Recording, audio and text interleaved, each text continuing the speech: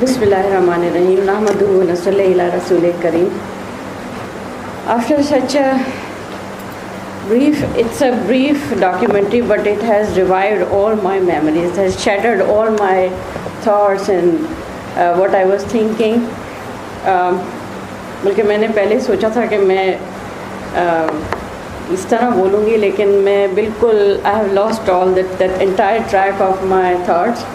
मुझे लगा कि मैं एक साल पहले दोबारा उसी ज़माने में चली गई जब ये मुताहिर का आखिरी ज़माना था.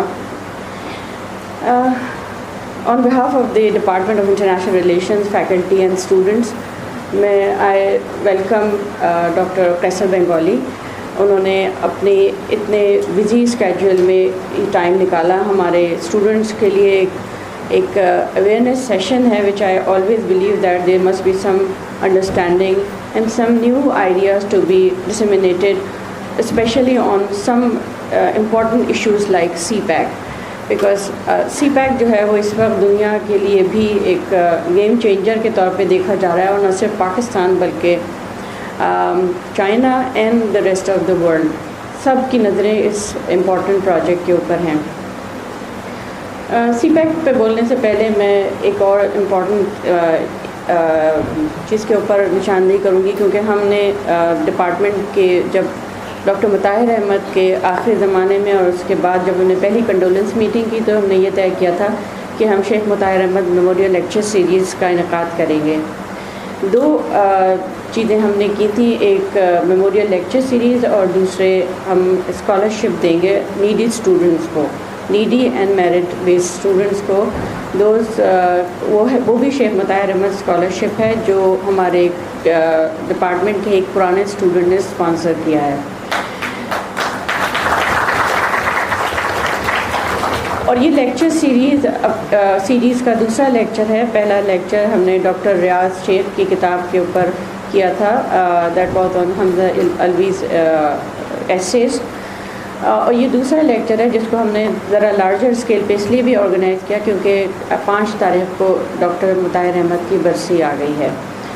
और हम ये एक बहुत हमारी अदना सी कोशिश है जिससे हम उनकी कोशिशों को या उनकी तमाम एफ़र्ट्स को याद रखना चाहते हैं, और उनके नाम को भी याद रखना चाहते हैं जो डिपार्टमेंट में उन्होंने as a chairman, as a professor और इवन एज द लेक्चरर उनका कंट्रीब्यूशन है, जो जब तक हम लोग मौजूद हैं. और हम ये चाहते हैं कि वो मेमोरीज़ और वो काम सारा हमारे स्टूडेंट्स में भी ट्रांसफ़र हो, उनको भी पता चले कि कौन ऐसा शख्स मौजूद था जो इंतहाई लाइवली और सक्सेसफुल रहा. कभी कभी मैं ये सोचती हूँ कि यानी जब हम हमेशा ही सोचते हैं कि हम रहेंगे या नहीं रहेंगे तो उसके बाद क्या होगा, और मुताहिर के जाने से एक ऐसा खला हो गया डिपार्टमेंट में जो वाकई में बहुत मुश्किल है कि उसको दोबारा से कोई ऐसा रिप्लेसमेंट हमें मिल सके. कहा तो यही जाता है कि किसी शख्स का कोई रिप्लेसमेंट होता नहीं है, और ये हकीकत शायद इस उम्र में आने के बाद मैंने ज़्यादा रियलाइज़ की जब बहुत करीबी साथी मुताहिर को हमने खो दिया और हमारे सामने वो मौत के मुंह में चले गए. उनका बहुत सारे मुख्तलिफ एरियाज़ पे काम था, और हम भी कोशिश करते हैं कि नए एरियाज़ एक्सप्लोर करें जिसमें CPAC is one of those.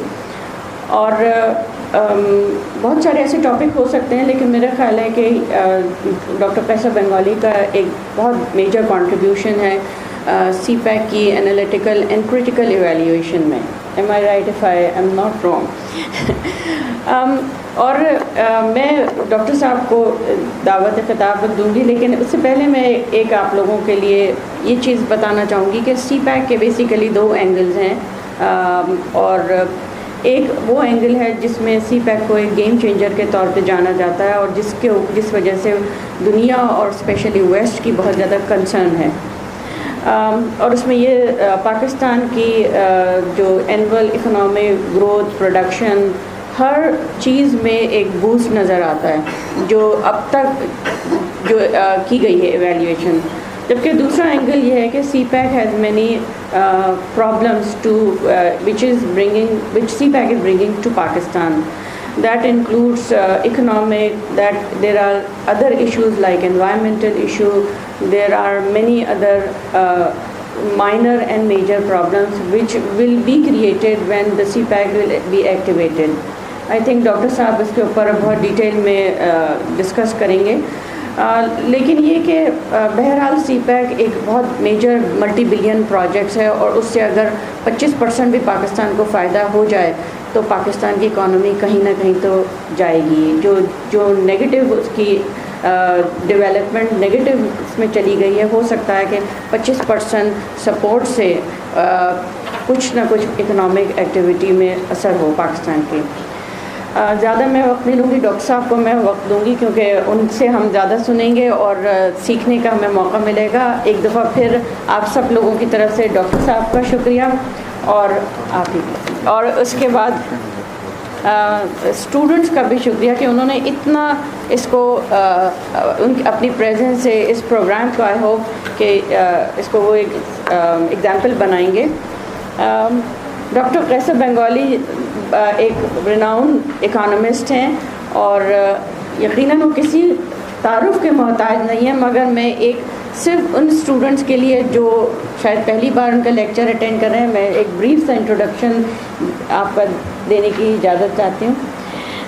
Doctor साहब इस वक्त is affiliated with SZABIST, he is the dean of management sciences, लेकिन इससे पहले ये गवर्नमेंट ऑफ बलूचिस्तान के एडवाइज़र थे और कराची यूनिवर्सिटी से इनका ताल्लुक़ है। ये he has an experience of 35 years in teaching and research and policy. He was a policy advisor.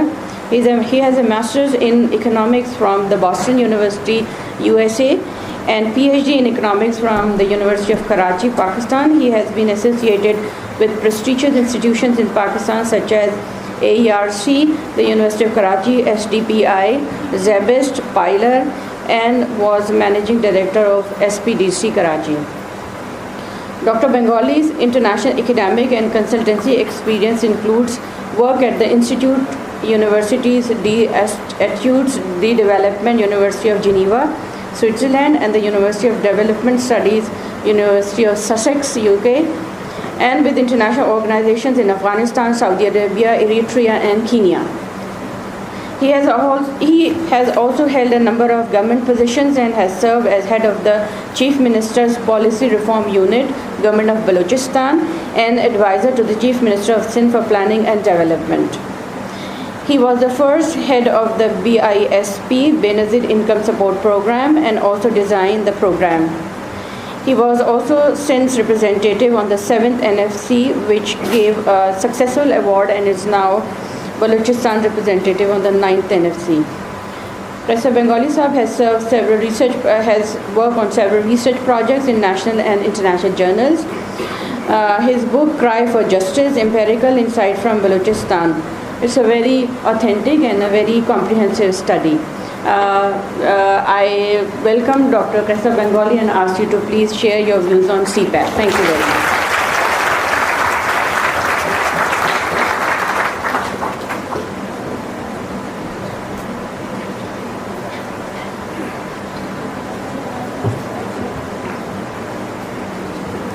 अस्सलामु अलैकुम और बहुत बहुत शुक्रिया शाइस्ता एंड डिपार्टमेंट यहाँ मुझे दावत देने का।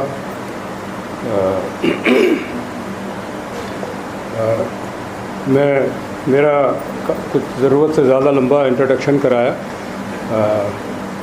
एक चीज़ मैं आपको बताता चलूँ कि मैं कराची यूनिवर्सिटी का प्रोडक्ट हूँ और इस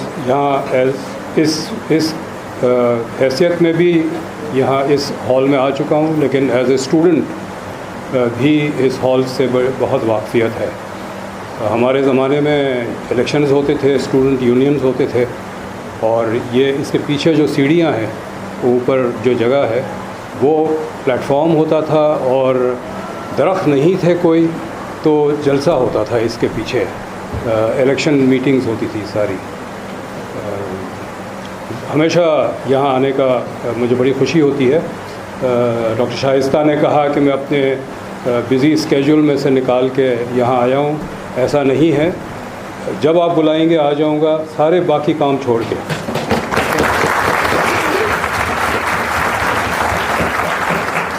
डॉक्टर मुताहिर से बहुत वाक़फ़ियत थी। वो हकीकत में एक अवाम पसंद शख्स थे और उसकी जो उनकी आइडियोलॉजी पे अहमियत देना इसलिए ज़रूरी है कि पिछले 25-30 साल से पाकिस्तान एक माशी फ़लसफ़े में जकड़ा हुआ है जिसे न्यू लिबरलिज़म कहते हैं, और जिसका मतलब ये है कि सारी मईशत और मामलात जो हैं वो मार्केट और प्राइवेट सेक्टर चलाएगा, मंडी चलाएगा, और रियासत की कोई ज़िम्मेदारी नहीं है। जब आप मार्केट पे छोड़ देते हैं, मंडी पे छोड़ देते हैं, तो मार्केट तो रिस्पॉन्ड करता है क़ुव्वत ख़रीद को। मैं एज़ अ इंडस्ट्रियलिस्ट वो चीज़ बनाऊंगा जो बिकेगी, जो नहीं बिकेगी मैं नहीं बनाऊंगा। तो बिकेगी वही जो ख़रीदने वाले होंगे। ख़रीदने वाले वो हैं जिसके पास क़ुव्वत ख़रीद है। तो अगर ज़्यादा क़ुव्वत ख़रीद मोवेनपिक आइसक्रीम की है तो मैं आइसक्रीम बनाऊंगा, चाहे सारे बच्चे बगैर जूते के हो, लेकिन अगर उनके पास जूते ख़रीदने के पैसे नहीं हैं तो जूते की फैक्ट्री नहीं लगेगी। तो रियासत का काम है कि आवाम की ज़रूरियात को पूरा करे, लेकिन ये जो फ़लसफ़ा है न्यू लिबरलिज़म का, ये कहता है रियासत की कोई ज़रूरत नहीं है, मार्केट सारी चीज़ें करेगी। तो मुताहिर एक आवाज़, he was a voice against this ideology, जिसमें हमने आप देखें यहाँ मार्केट इकॉनमी का ये हुआ है कि कुछ प्राइवेट यूनिवर्सिटीज़ आ गई हैं जहाँ ट्यूशन फ़ीस बहुत ज़्यादा है, और सारे जो अशराफिया के बच्चे हैं वो वहाँ पढ़ते हैं। मैं जब यहाँ पढ़ता था तो उस वक्त प्राइवेट यूनिवर्सिटीज़ नहीं होती थी, और मेरे क्लास में सेक्रेटरी के भी हमारे साथ पढ़ते थे। जो 22 ख़ानदान उस ज़माने के 80, आपने सुना होगा, 22 अमीर तरीन ख़ानदान जो पाकिस्तान के थे 1960s के, उनकी फैमिली के 2 लड़के जो थे वो मेरे क्लास फेलोज़ थे। हम सब एक साथ पढ़ते थे, चाहे वो एयर कंडीशन गाड़ी में आते थे, हम बस में आते थे, लेकिन हम सब एक साथ थे। अब एक तफरीक पैदा हो गई है, एक पाकिस्तान अशराफिया का पाकिस्तान बना दिया गया है, एक अवाम का पाकिस्तान है। तो मुताहिर एक आवाज़ थी उसके ख़िलाफ़, और आप उनको अगर ख़राज अक़ीदत पेश करना चाहते हैं तो आपको चाहिए कि आप उसके ये जो न्यू लिबरल फ़लसफ़ा है उसके ख़िलाफ़ मुस्तक़िल आवाज़ उठाएं, और एक ऐसे माशरे के लिए आप जद्दोजहद करें जहाँ यकसानियत हो, जहाँ इंसानी कदरें हो। पैसों से न तोला जाए इंसान को, इंसानी कदरों से तोला जाए। मैं मुताहिर को इसी हवाले से हम ऑनर कर सकते हैं। अब आते हैं सीपैक के ऊपर। ये जो आप स्क्रीन पे देख रहे हैं, ऊपर खुंजराब पास है, जहाँ ये बॉर्डर है, जहाँ पाकिस्तान से आप चलें तो चाइना एंटर करेंगे आप, और बिल्कुल नीचे जो है वो ग्वादर है, साउथ पे समुंदर है, पोर्ट है, और ये पूरा ये दो नुक्ते हैं जो कनेक्ट होते हैं।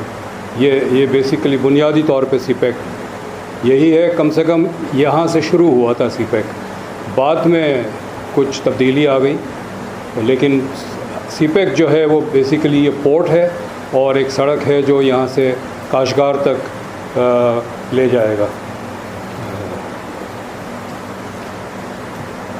सीपैक का बहुत फ़ायदा होगा, बेइंतहा फ़ायदा होगा, इसमें कोई शक नहीं है।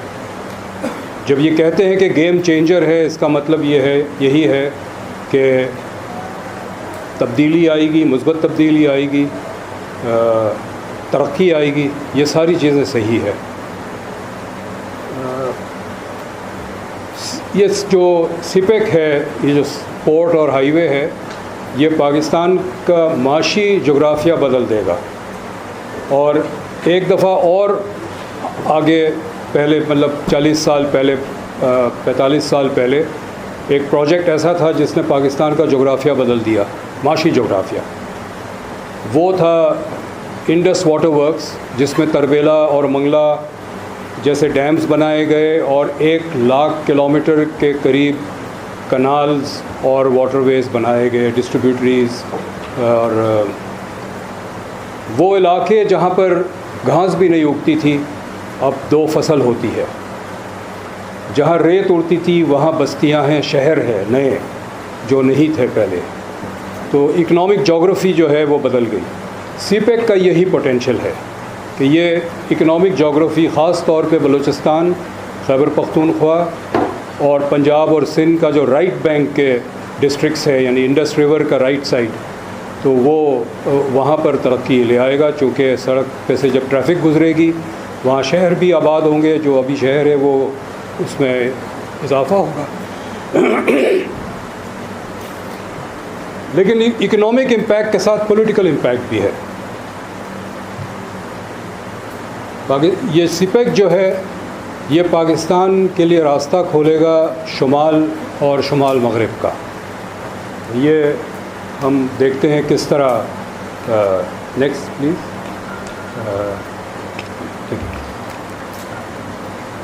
ये आप देखें जो मैप है इस पर ग्रीन जो है वो पाकिस्तान है, वेस्ट में ईरान है, उसके बाद अफ़गानिस्तान, ऊपर कज़ाकिस्तान तक इलाका है।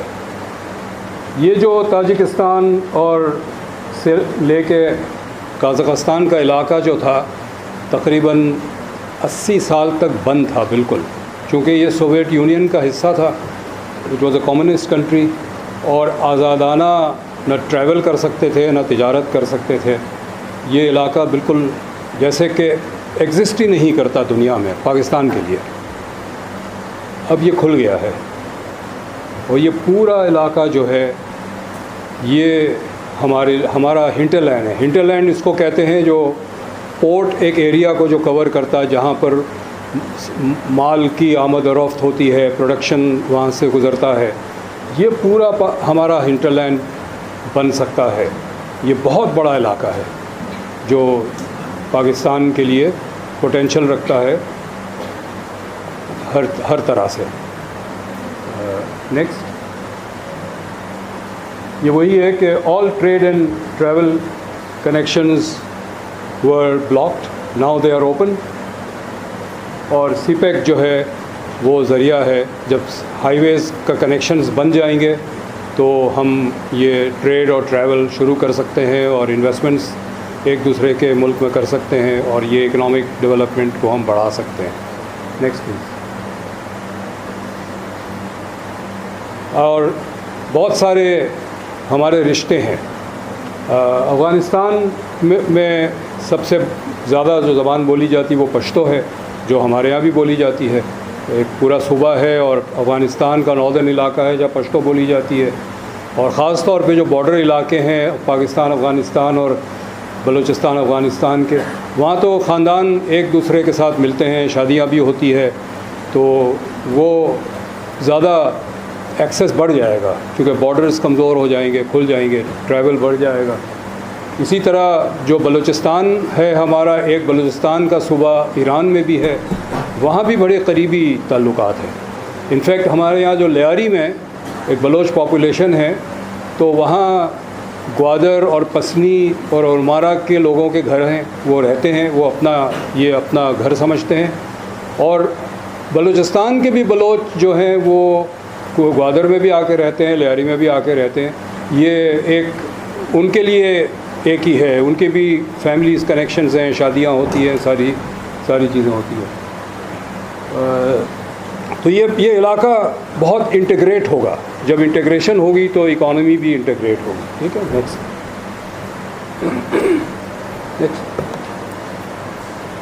इस वक्त पाकिस्तान एक साउथ एशियन प्लेयर है, चूँकि नॉर्थ और वेस्ट से हमारे बहुत ताल्लुकात नहीं है, लेकिन सीपेक के से रास्ता खुलने के बाद हम एक सेंट्रल एशियन और वेस्ट एशियन प्लेयर भी बन जाएंगे।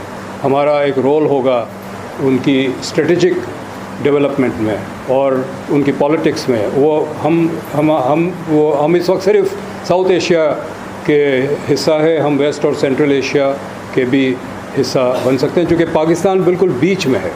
पाकिस्तान की एक पैर साउथ एशिया में और एक पैर जो है वेस्ट और सेंट्रल एशिया में है।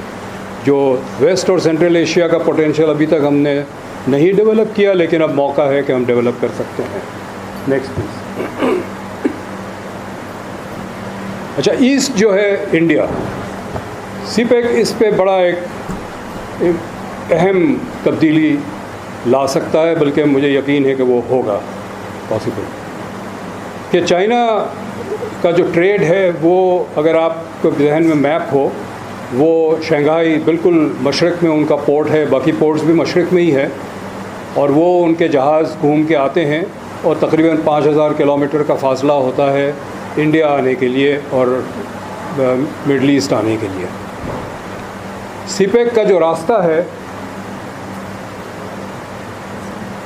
वो 2000 किलोमीटर का रूट है ग्वादर से काशगार तक का, और इंडिया के साथ जो ट्रेड है चाइना का वो 70-80 बिलियन डॉलर का है, हमारा तकरीबन 15 बिलियन डॉलर का है। तो इंडिया ज़्यादा अहम है ट्रेड के हवाले से चाइना के लिए। Next please.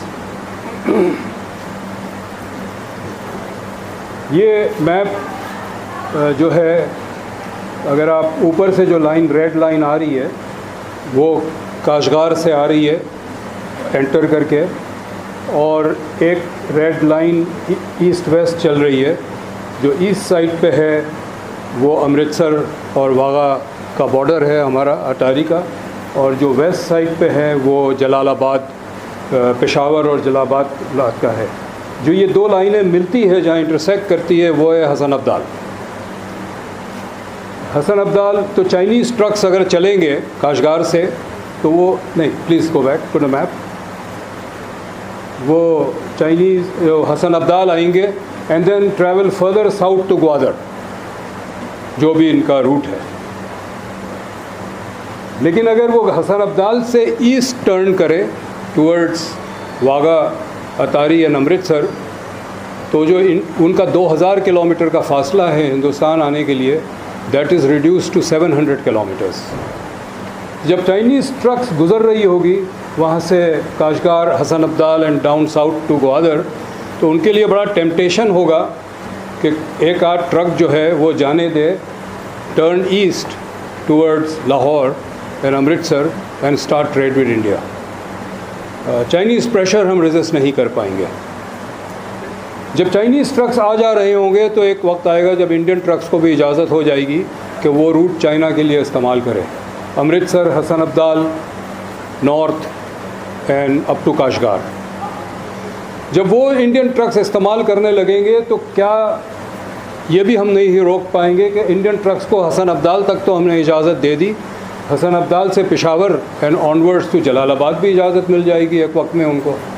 तो इस वक्त जो हमने इंडिया का रास्ता रोका हुआ है अफ़गानिस्तान के साथ ट्रेड के लिए, वो बिट बाय बिट वो हमारी दीवार टूट जाएगी। जिस तरह बर्लिन वॉल रातों रात गिर गई, ये दीवार भी गिर जाएगी। और ये होना है, ये होगा, क्योंकि इकोनॉमिक प्रेशर्स इतने ज़्यादा होते हैं, और चाइना के लिए बहुत ज़्यादा फ़ायदेमंद होगा ये रूट।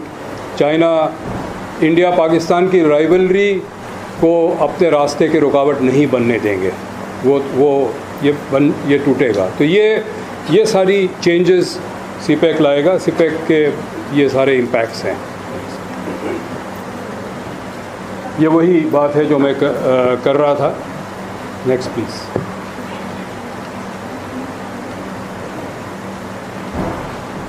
इस वक्त जो सीपेक का मसला है, अब प्रॉब्लम्स की तरफ भी कुछ आ जाएं, वो ये है कि सीपेक इंटायरली इंडिया सेंट्रिक है। सारी जो चाइना के साथ डील्स हैं वो सिर्फ इसलिए है कि चूँकि चाइना और इंडिया राइवल्स हैं, तो हम चाइना के सहारे इंडिया का मुकाबला करेंगे। That is a very dangerous thing to do.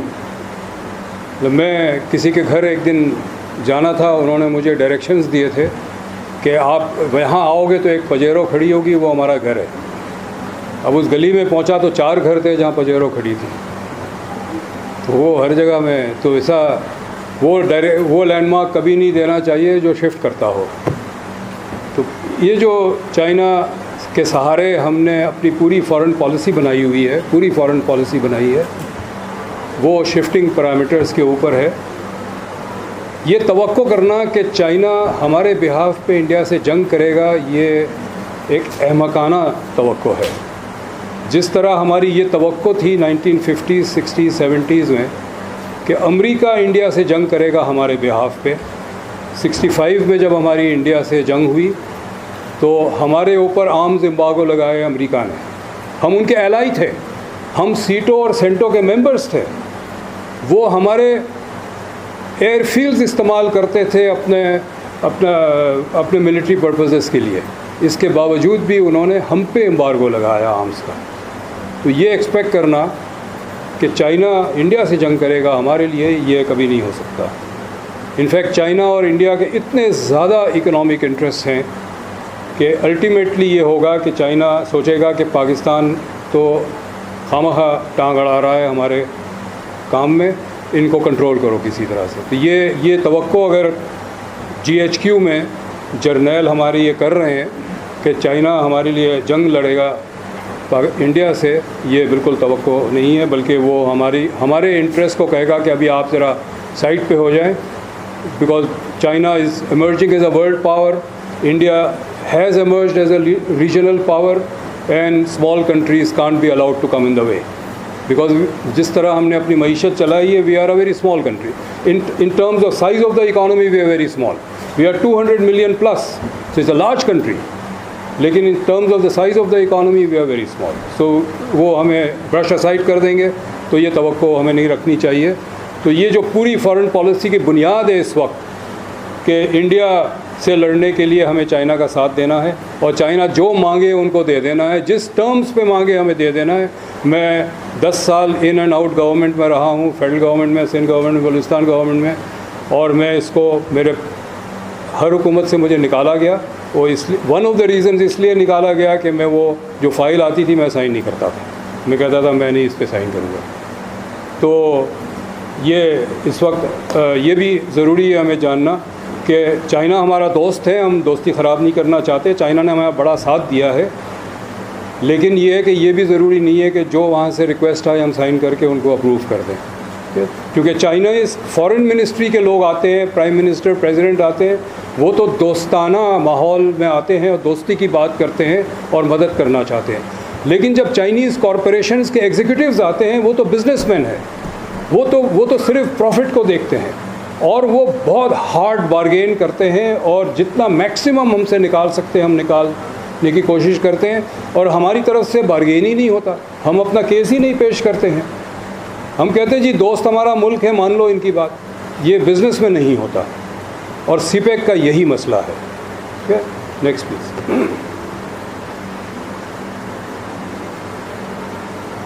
मैं जब बलूचिस्तान में था, I was adviser to the chief minister, तो बहुत सारे सीपेक के इश्यूज़ से मैं डील करता था।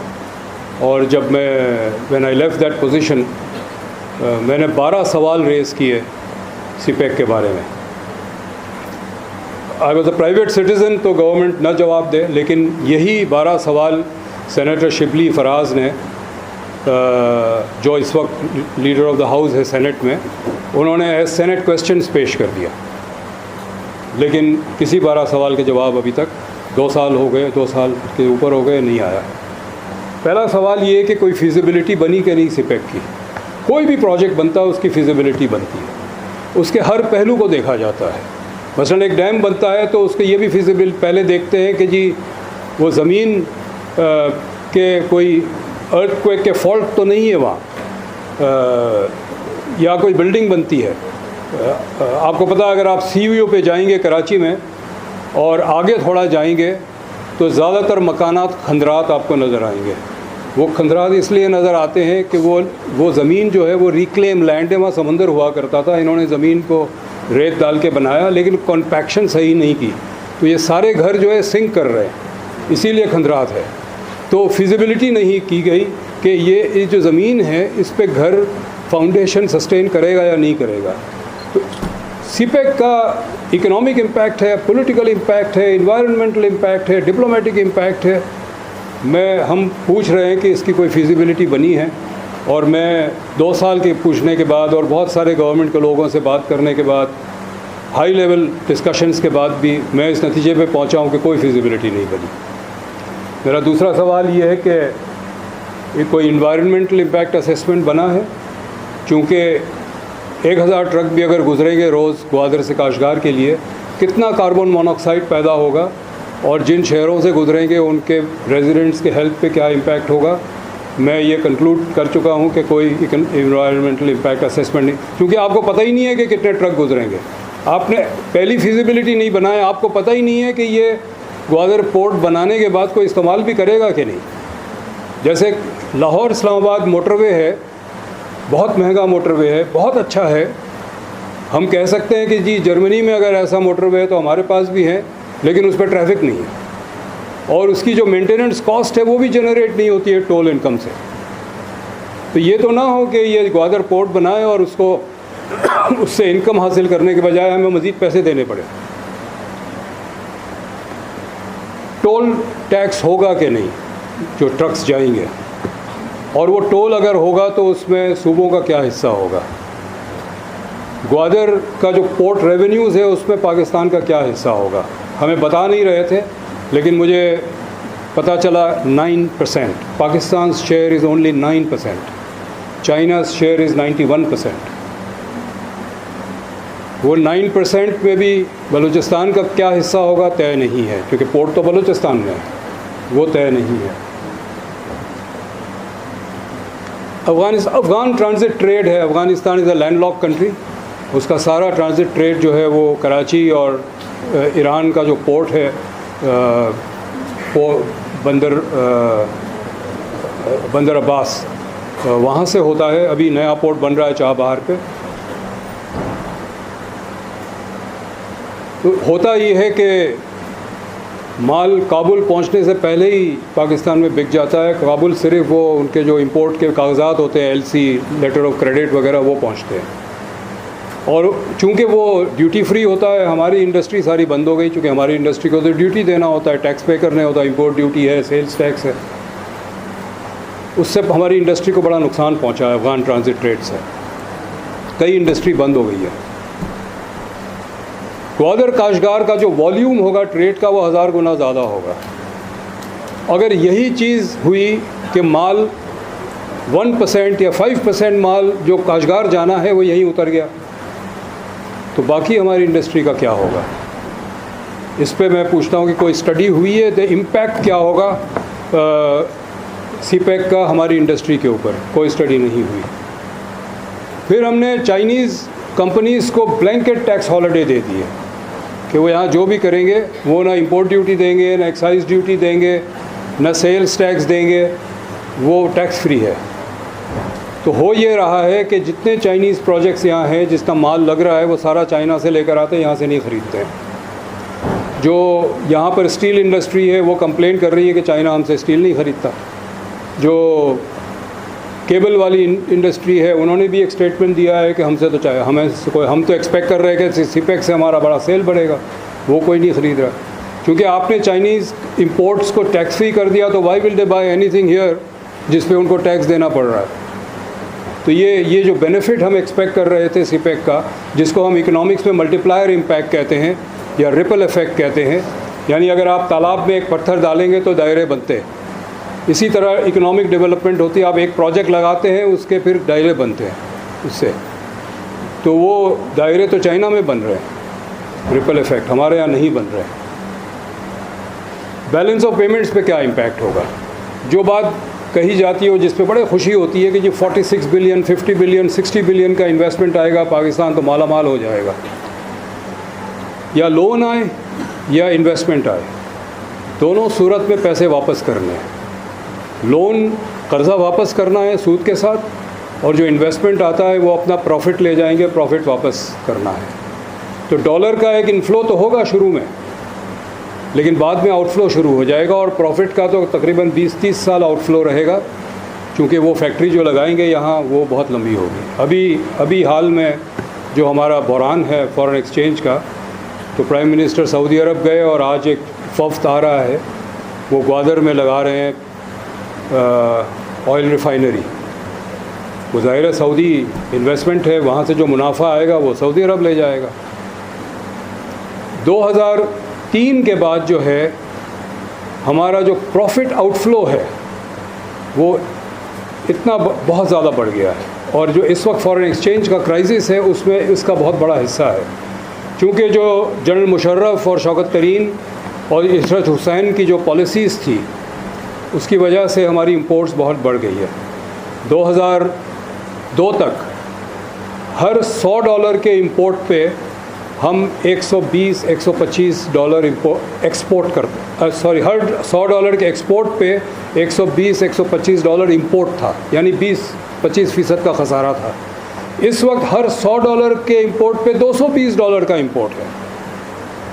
आप किसी सुपरमार्केट में चले जाएं, ख़ास तौर पे क्लिफ्टन डिफेंस और ये जो इलाके हैं उसमें आपको पाकिस्तानी चीज़ें ढूंढनी पड़ेगी, मतलब मिलती नहीं है, पूछना पड़ता है कि ये हर चीज़ इम्पोर्टेड है। हम सेब जो है न्यूजीलैंड से इंपोर्ट करते हैं, कुछ फ्रूट्स पाइनएप्पल जैसे थाईलैंड से इंपोर्ट करते हैं। चीज़ एक पूरा सुपरमार्केट में सेक्शन होता है चीज़ का, वो यूरोप से इंपोर्ट होता है। वो इतना छोटा सा पैकेट जो है वो 800 रुपये का होता है। जमजमा पे एक सिगार बार है, वहाँ आप बैठ के हवाना सिगार पी सकते हैं। हवाना सिगार इतना महंगा है कि कोई अमीर अमेरिकन भी कभी कभी पी लेता, अगर वो सिगार पीने वाला हो तो, रोज़ नहीं पीता। यहाँ पर हम अब हर चीज़ इंपोर्ट करते हैं।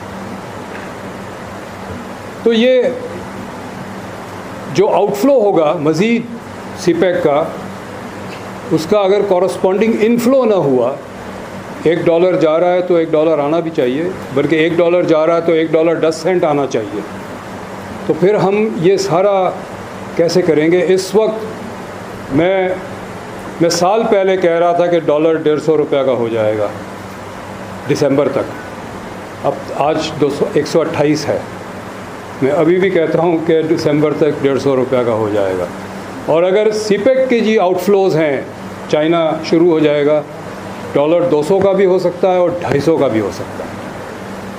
उस रेट पे अफरात ज़र का क्या इफ़ेक्ट होगा, आवाम पे क्या इफ़ेक्ट होगा, ये सारी चीज़ें स्टडी होनी चाहिए थी, ये सारी चीज़ों की कैलकुलेशंस होनी चाहिए थी, और एक नफ़ा और नुकसान का बैलेंस शीट बनना चाहिए था जो सीपेक का होगा। वो नहीं किया गया। हम we have gone blindly. Security हमारी ज़िम्मेदारी है, और सिक्योरिटी सीपेक की सिक्योरिटी है, चाइनीज़ की सिक्योरिटी, चाइनीज़ जो लोग होंगे यहाँ पर, उनकी सिक्योरिटी के लिए पूरा एक ब्रिगेड रेस किया गया है फ़ौज के अंदर नया। वैसे ही फ़ौज हमारी बहुत बड़ी है, एक पूरा ब्रिगेड किया। सवाल मेरा ये है कि ये तो रुपी कॉस्ट है, इसके पैसे कौन दे रहा है? तो ये मुझे पता है कि ये गवर्नमेंट ऑफ पाकिस्तान दे रहा है, चाइना नहीं दे रहा। लेकिन अगर जो 9% रेवेन्यू है हमारा ग्वादर का वो कम हुआ, और ये जो सिक्योरिटी कॉस्ट है वो ज़्यादा हुआ, तो ग्वादर पोर्ट तो खसारे का सौदा है। इससे बेहतर है कि वो पोर्ट बंद कर दें। तो ये सारे सवाल मैं रेस कर रहा हूँ। मैं जजमेंट नहीं दे रहा, मैं जजमेंट इसलिए नहीं दे रहा कि वो डेटा नहीं दे रहे हैं, हमें इंफॉर्मेशन नहीं दे रहे हैं कि हम कोई कंक्लूजन ड्रॉ कर सकें। लेकिन ये सवाल है और जवाब भी नहीं दे रहे। तो जब जवाब नहीं दे रहे तो हमें शक पैदा हो रहा है कि इनके पास जवाब नहीं है, इन्होंने ये कैलकुलेशंस नहीं की है, इन्होंने ये चीज़ें नहीं सोची है। और आप अंदाज़ा लगाएं कि इस वक्त जो प्राइम मिनिस्टर के एडवाइज़र है रज़ाक दाऊद, उन्होंने भी एक स्टेटमेंट दिया कि ये एग्रीमेंट्स जो है हमारे फेवर में नहीं है। और आज मुझे आप बता रहे थे शायद कि चाइनीज़ एम्बेसडर ने स्टेटमेंट दिया है कि हम कुछ एग्रीमेंट्स रीनिगोशिएट करने को तैयार है। तो बात ये कि ये सवालात हर जगह से उठने चाहिए, ये शोर हर जगह से उठना चाहिए। नेक्स्ट, अच्छा, ग्वादर बलूचिस्तान में है। अगर सीपेक से बलूचिस्तान को फ़ायदा नहीं होगा या नुकसान होगा तो ये मज़ीद वहाँ पर मसाइल पैदा करेंगे। वैसे ही कम नहीं है मसाइल, एक इंसर्जेंसी है और वहाँ बहुत ख़दशात हैं। मैं क्वेटा में रहा हूँ 3 साल, बहुत ज़्यादा ख़दशात है। 9% शेयर जो पाकिस्तान का है ग्वादर पोर्ट रेवेन्यूज़ का, उसमें एक सवाल ये है कि बलूचिस्तान का उसमें क्या शेयर है। वैसे तो पूरे 9% बलूचिस्तान को ही मिलना चाहिए क्योंकि पोर्ट ही बलूचिस्तान में है। टोल रोड अगर है तो कितना हिस्सा होगा सूबों का जहाँ जहाँ से ये गुज़रता है। इसमें बलूचिस्तान है, सिंध है, खैबर पख्तूनख्वा है, पंजाब है, गिलगित बल्तिस्तान है, ये सारे हैं। इनको शेयर मिलेगा या सारा वफाक रख लेगा? एक इशू बहुत बड़ा ग्वादर का पानी का है। आप इश्तिहार देखते हैं, ग्वादर में हाई राइज बिल्डिंग बनी हुई है, प्लॉट बिक रहे हैं। आप सबसे कहूँगा कि ग्वादर में कोई प्लॉट ना ख़रीदे, अगर ख़रीदा है तो जिस दाम है बेच दें। ग्वादर कभी बड़ा शहर नहीं बनेगा, ग्वादर में पानी नहीं है। दुनिया जब से आबाद हुई है, इंसान ने आबादी बनानी शुरू की है। सेटलमेंट्स वहाँ बनते हैं जहाँ पानी है। जहाँ पानी नहीं होता ना गांव बनता ना शहर बनता है, कि पानी के बगैर इंसान ज़िंदा नहीं रह सकता। ग्वादर में पानी नहीं है। कराची में टैंकर जो है 1500 से 5000 रुपये में टैंकर मिल जाता है। ग्वादर में 28,000 रुपये का एक टैंकर है। मैं जब क्वेटा में था, मेरा एक कोलीग था हमारे दफ्तर में, वो पसनी का था, उसके खालू का घर था ग्वादर में। एक दिन उसने कहा कि वो हमारे घर वहाँ ग्वादर में डाका पड़ा है। तो हमारे यहाँ जो डाका पढ़ते हैं, हम मेरा ख्याल है बहुत लोग वाकिफ़ है डाके कैसे पढ़ते हैं यहाँ पर। हमारा तसव्वुर कुछ और है। तो छोटा सा घर था, एक गेट था, गेट के अंदर मोटरसाइकिल खड़ी थी। उसने कहा जी सुबह जब उठे तो गेट का ताला टूटा हुआ था और मोटरसाइकिल तो खड़ी थी, पानी सारा ले गए वो। तो वहाँ डाका पड़ता है पानी के लिए। मतलब ये पानी की सिचुएशन है ग्वादर की। तो क्वेश्चन ये है कि आप इतना बड़ा पोर्ट बना रहे हैं, आप इतनी एक इंडस्ट्रियल स्टेट भी बनाया, पानी का इंतज़ाम क्या किया आपने? पानी का कोई इंतज़ाम नहीं। जो डिसैलिनेशन प्लांट समुंदर से लगाया है वो पीने के काबिल नहीं है। इस्तेमाल आप कर सकते हैं लेकिन पी नहीं सकते हैं। अच्छा, डिसैलिनेशन इज़ वेरी एक्सपेंसिव। जो नॉर्मल पानी हम यहाँ से दरिया से या ट्यूबवेल से निकालते हैं उसके मुकाबले में 12 गुना ज़्यादा महंगा पानी है। वो कॉस्ट कौन देगा? अगर वो कॉस्ट आपको बजट से पे करनी है तो बजट का खसारा बहुत बढ़ जाएगा। खसारा पूरा करने के लिए आप नोट छापेंगे तो अफराद-ए-ज़र होगा।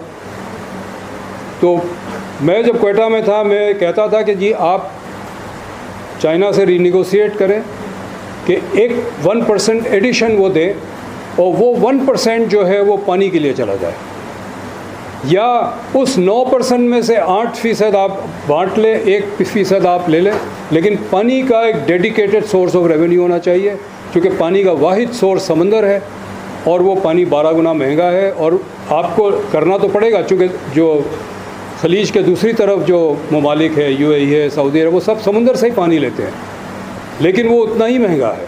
That is why the cost of living in UAE and Saudi Arabia is so high. मैं एक दवाई लेता हूँ जो स्वीडन की बनी हुई है, वही दवाई, वही पैकेट, हर चीज़ यहाँ मैं 1400 उसकी कॉस्ट है। वहाँ पर इन रुपी टर्म्स 3.5 गुना ज़्यादा है उस कॉस्ट की। अगर मैं एक दिन मैं दुबई में था, मुझे ख़रीदनी पड़ी, तो मैंने कहा ये तो बड़ा महंगा हो गया, लेके आता तो यहाँ 1400 रुपये की है, वहाँ पता नहीं 3.5 गुना ज़्यादा कॉस्ट पे मुझे ख़रीदनी पड़ी। और कॉस्ट इसलिए ज़्यादा है कि वहाँ पानी की कॉस्ट बहुत ज़्यादा है। पूरा मुल्क सऊदी अरब, पूरा UAE समुंदर से पानी लेता है एट दैट हाई कॉस्ट। उस कॉस्ट पे हम ग्वादर नहीं चला सकते अनलेस एंड अनटिल उसका एक डेडिकेटेड रेवेन्यू सोर्स हम क्रिएट करें। आखिरी सवाल ये है कि वहाँ बहुत तशवीश है कि ग्वादर जो है वहाँ बलोच माइनॉरिटी में हो जाएंगे, और वो ओपनली कहते हैं कि हम इसको कराची नहीं बनने देंगे। आपको पता है कि 1947 तक 60% पॉपुलेशन कराची की सिंधी स्पीकिंग थी। 3 साल में 40% population Urdu speaking and 16% Sindhi speaking हो गई। और इस वक्त जो पॉलिटिकल कॉन्फ्लिक्ट मुस्तकिल सिंध के अंदर चल रही है, कराची में चल रहा है, वो ये जो ड्रामेटिक डेमोग्राफिक ट्रांसफॉर्मेशन है उसकी वजह से है। वो सिंधी कहते हैं कि ये तो हमारा शहर था, अब हम यहाँ अजनबी है। अब मुहाजिर यहाँ कहते हैं कि हम अजनबी बनते जा रहे हैं। क्योंकि मेरी एक और स्टडी है which shows that by 2045 this will be a Pakhtun city, तो Pakhtuns will be a majority in Karachi. तो इस वक्त जो कॉन्फ्लिक्ट है, जो MQM की मिलिटेंसी है, that actually arises from insecurity. वो इसलिए नहीं है कि कोई बदमाश है, ये हम हर चीज़ को सरफेस पे देखते हैं। कोई भी कॉन्फ्लिक्ट हो, कोई भी चीज़ हो, उसके पीछे देखना चाहिए कि उसके पीछे अंडरलाइंग रीज़न क्या है। जो MQM की मिलिटेंसी है वो बेसिकली इनसिक्योरिटी से आती है, because they know that they are sitting on an iceberg which is melting. तो 2008 से पहले जो इलेक्शन हुए थे उसमें एक भी पख्तून इलेक्ट नहीं हुआ था सिंध असेंबली में। 2008 में 2 पख्तून इलेक्ट हुए, इस दफ़ा 2 से ज़्यादा है और ये बढ़ता चला जाएगा।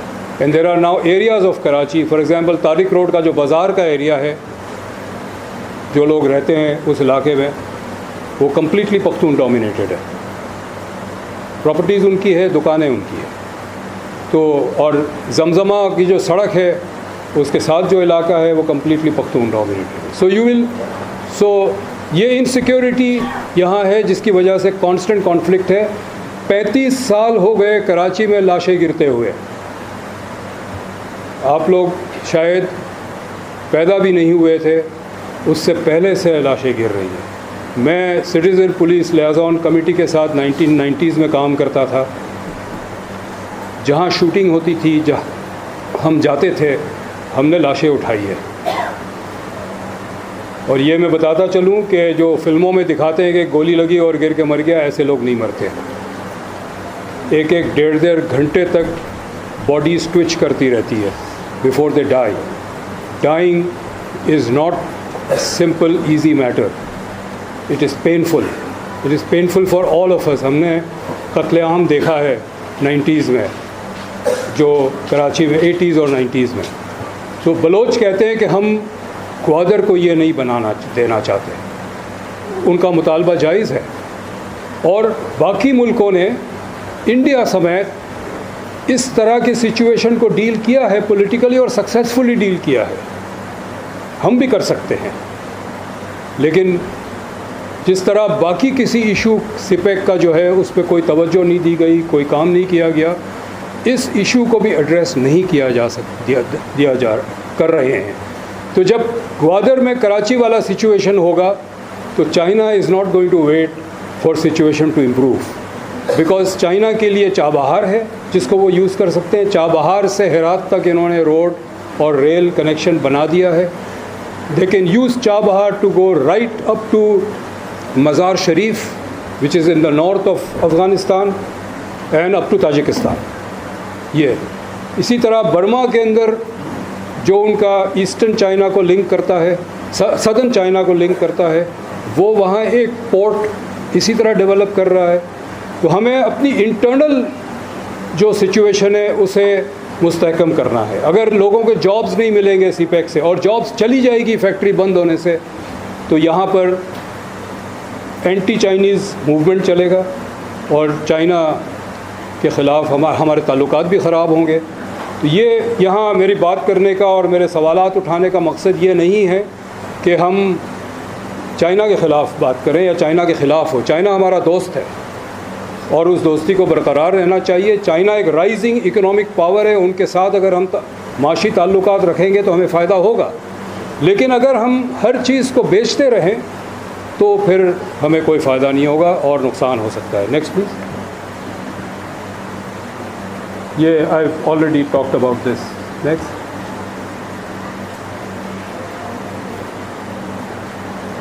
This also. Next please.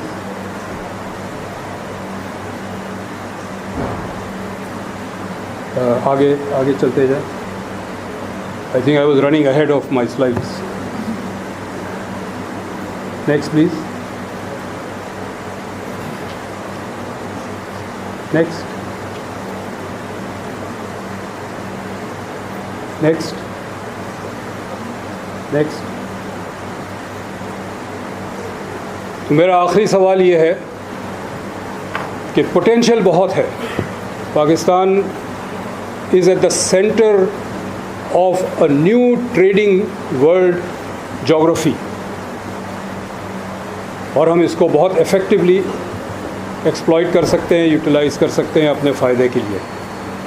लेकिन जिस तरह हम कर रहे हैं उससे मुझे बहुत ज़्यादा ख़दशात है और मेरा सवाल ये है कि ये गेम चेंजर होगा या गेम ओवर होगा। शुक्रिया।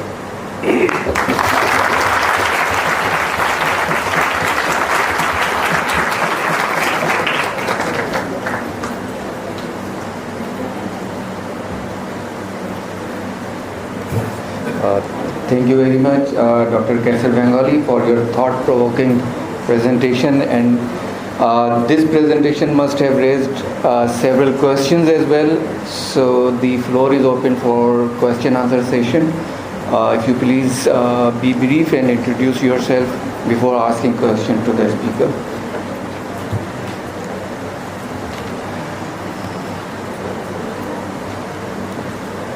मेरी पॉलिसी है कि पहला सवाल कोई फीमेल स्टूडेंट पूछेगा।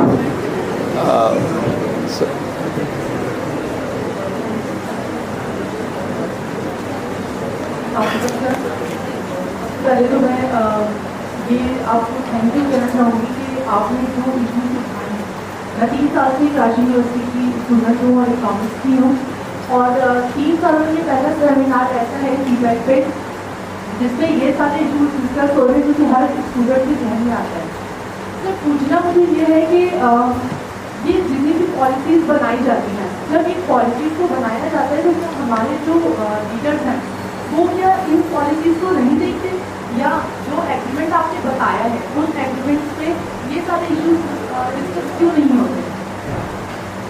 इसकी मैं एक एग्जाम्पल ये दूँगी कि बहुत सारे ऐसे भी सेमिनार अटेंड किए हैं जिसपे सीबैक को एक यूटोपिया भी कहा जाता है, ठीक है।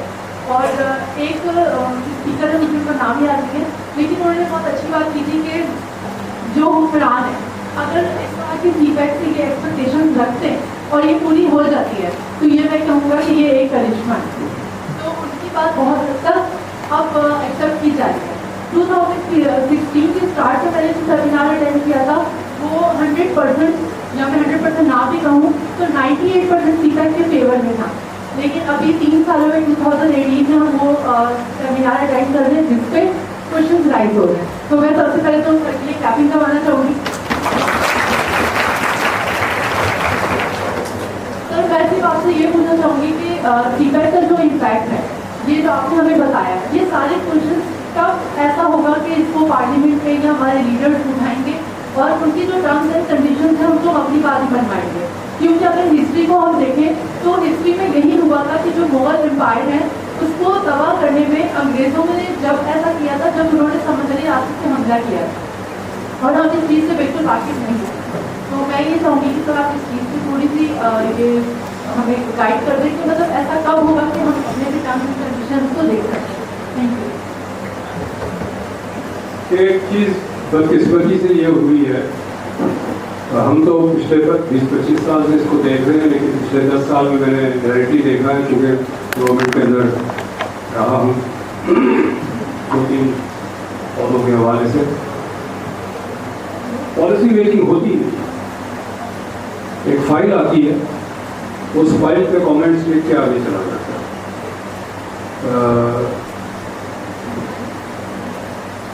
मतलब रिकॉर्डिंग के बारे में आपने सुना होगा, वो सुप्रीम कोर्ट में भी गया, कैंसिल भी हुआ, इंटरनेशनल कोर्ट में गया, पाकिस्तान केस हार गया, हमें $12 अरब कॉम्पनसेशन देना है वो फॉरेन कंपनी को। ये क्यों हुआ? जब बलूचिस्तान का ये प्रोजेक्ट है, फेडरल गवर्नमेंट इसको नेगोशिएट कर रही थी, वो फाइल बलूचिस्तान गवर्नमेंट आनी थी, यहाँ माइंस डिपार्टमेंट है, प्लानिंग एंड डेवलपमेंट डिपार्टमेंट है, फाइनेंस डिपार्टमेंट है, फाइनली सब जगह से उसको स्टडी करके फाइनली लॉ डिपार्टमेंट में जाता है और वो अग्रीमेंट को देखा जाता है line by line, full stop comma के सब चीज़ ठीक है या नहीं। जो माइंस सेक्रेटरी है उसको आज से 12 साल पहले की बात है, एक्चुअली मोर देन दैट। उनको इस्लामाबाद बुलाया गया और उन्होंने कहा कि ये चाइना के साथ ये इस कंपनी के साथ अग्रीमेंट हो रही है, टेपियान नाम है उस कंपनी का, आप साइन कर दें। उन्होंने कहा मैं कैसे साइन कर सकता हूँ, ये लॉ डिपार्टमेंट से अग्रीमेंट वेट नहीं हुआ है।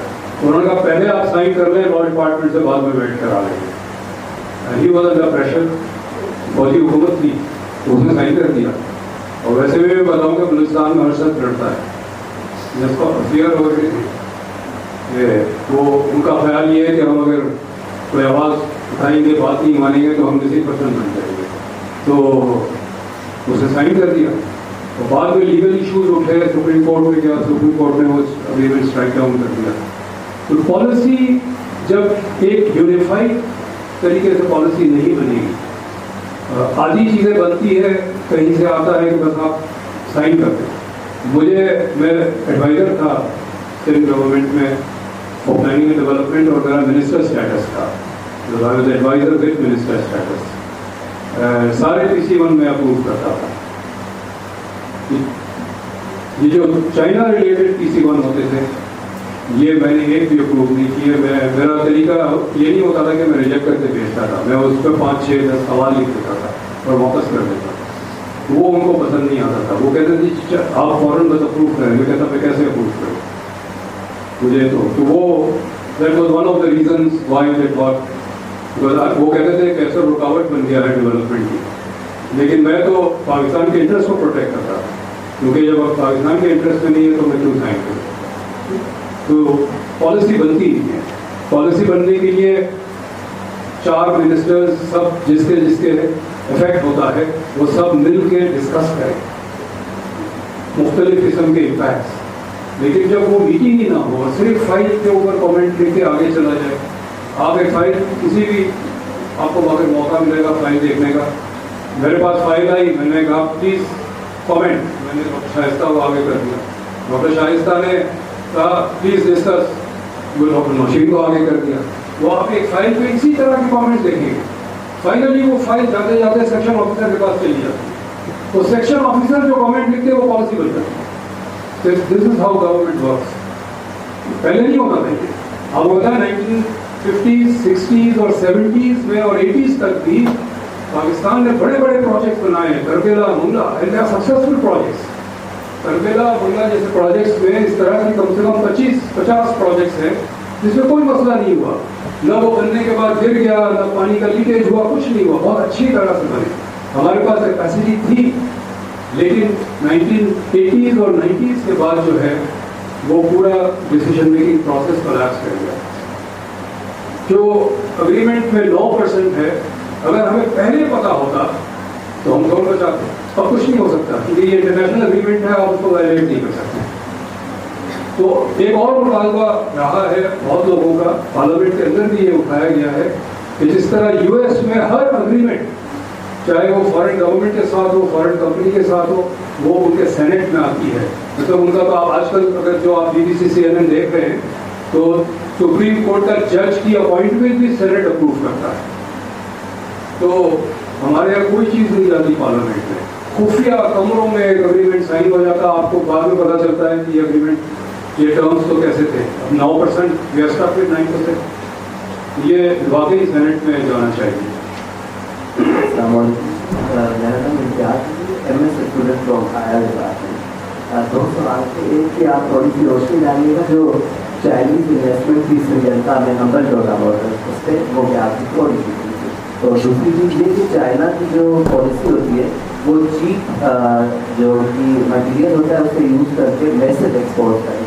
तो US जैसा मुल्क एक जायंट इकोनॉमी का वो भी थ्रेटन हुआ और ट्रम्प ने टैरिफ लगा दिए चाइना पर। हमारे पास क्या पॉलिसी है इस तरह की मैसेज जो एक्सपोर्ट्स हैं उनको रोकने के लिए फ्रॉम चाइनीज साइड। दूसरा सवाल ये कि हमारा इस वक्त इंडिया के साथ जो ट्रेड का वॉल्यूम है वो अराउंड 2 बिलियन के करीब है। एक्सपेक्टेड पोटेंशियल है कि अगर हम उसे ठीक तरीके से यूटिलाइज करें तो 35 बिलियन हो सकता है वो। तो बनस्बत अगर चाइना इंडिया ने आना ही है इस गेम में तो हम क्यों ना डायरेक्टली इंडिया की तरफ देखें या उस तरफ जाकर उन चीज़ों को से और चीज़ें भी इम्प्रूव होगी और इतनी बड़ी चीज़ से फ़ायदा क्यों उठाना चाह रहे हैं। कि श्रीलंका जो का केस है वो हमारे लिए एक lesson that we should pay attention to. उन्होंने भी बड़े कर्जे वर्जे लिए चीज़ें बनाने के लिए, और जब हम वापस नहीं कर सकते थे तो एक पोर्ट उन्होंने हैंड ओवर कर दिया चाइना को 99 ईयर्स के लिए। खदशा है कि कहीं ग्वादर के साथ ये ना हो अगर हम कर्जा लेते चले जाए। आपको पता है कि जब आखिरी दिनों में नवाज शरीफ की जो हुकूमत थी, उन्होंने 2 साल में $2 अरब चाइना से लोन लिया सिर्फ रिजर्व मेंटेन करने के लिए। तो आपकी कोई प्रोजेक्ट बनाने के लिए नहीं, सिर्फ reserve foreign exchange reserve maintain करने के लिए लिया। और दिस पॉलिसी इज सुसाइडल। आप चाइना देता चला जाएगा, आप देते चले जाएंगे, बाद में जब वापस करने का वक्त आएगा और आपके पास नहीं होगा तो चाइना कहेगा अच्छा चलो ठीक है, अब क्या दे सकते हो, वोट दे दो हमें, जिस तरह श्रीलंका के साथ हुआ है। ये खतरा हमारे सर पे लटक रहा है। इंडिया के साथ जो ट्रेड वॉल्यूम है ये तो जाहिर है हो सकता है, बशर्ते कि हम ट्रेड शुरू करें। और कब होगा ये हम नहीं कह सकते, लेकिन जाहिर है पोटेंशियल बहुत ज़्यादा है। हम चाय कीनिया से मंगवाते हैं, अगर हम इंडिया से मंगवाएं तो वो फ्रेट कॉस्ट हमारा बच जाएगा। हमारी स्टील मिल के लिए आयरन ओर ऑस्ट्रेलिया से मंगवाते हैं, अगर इंडिया से आयरन ओर मंगवाएं तो फ्रेट कॉस्ट बढ़ जाएगा। तो फायदे तो है, लेकिन बशर्ते कि जो सियासी मसले हैं वो हल हो जाए।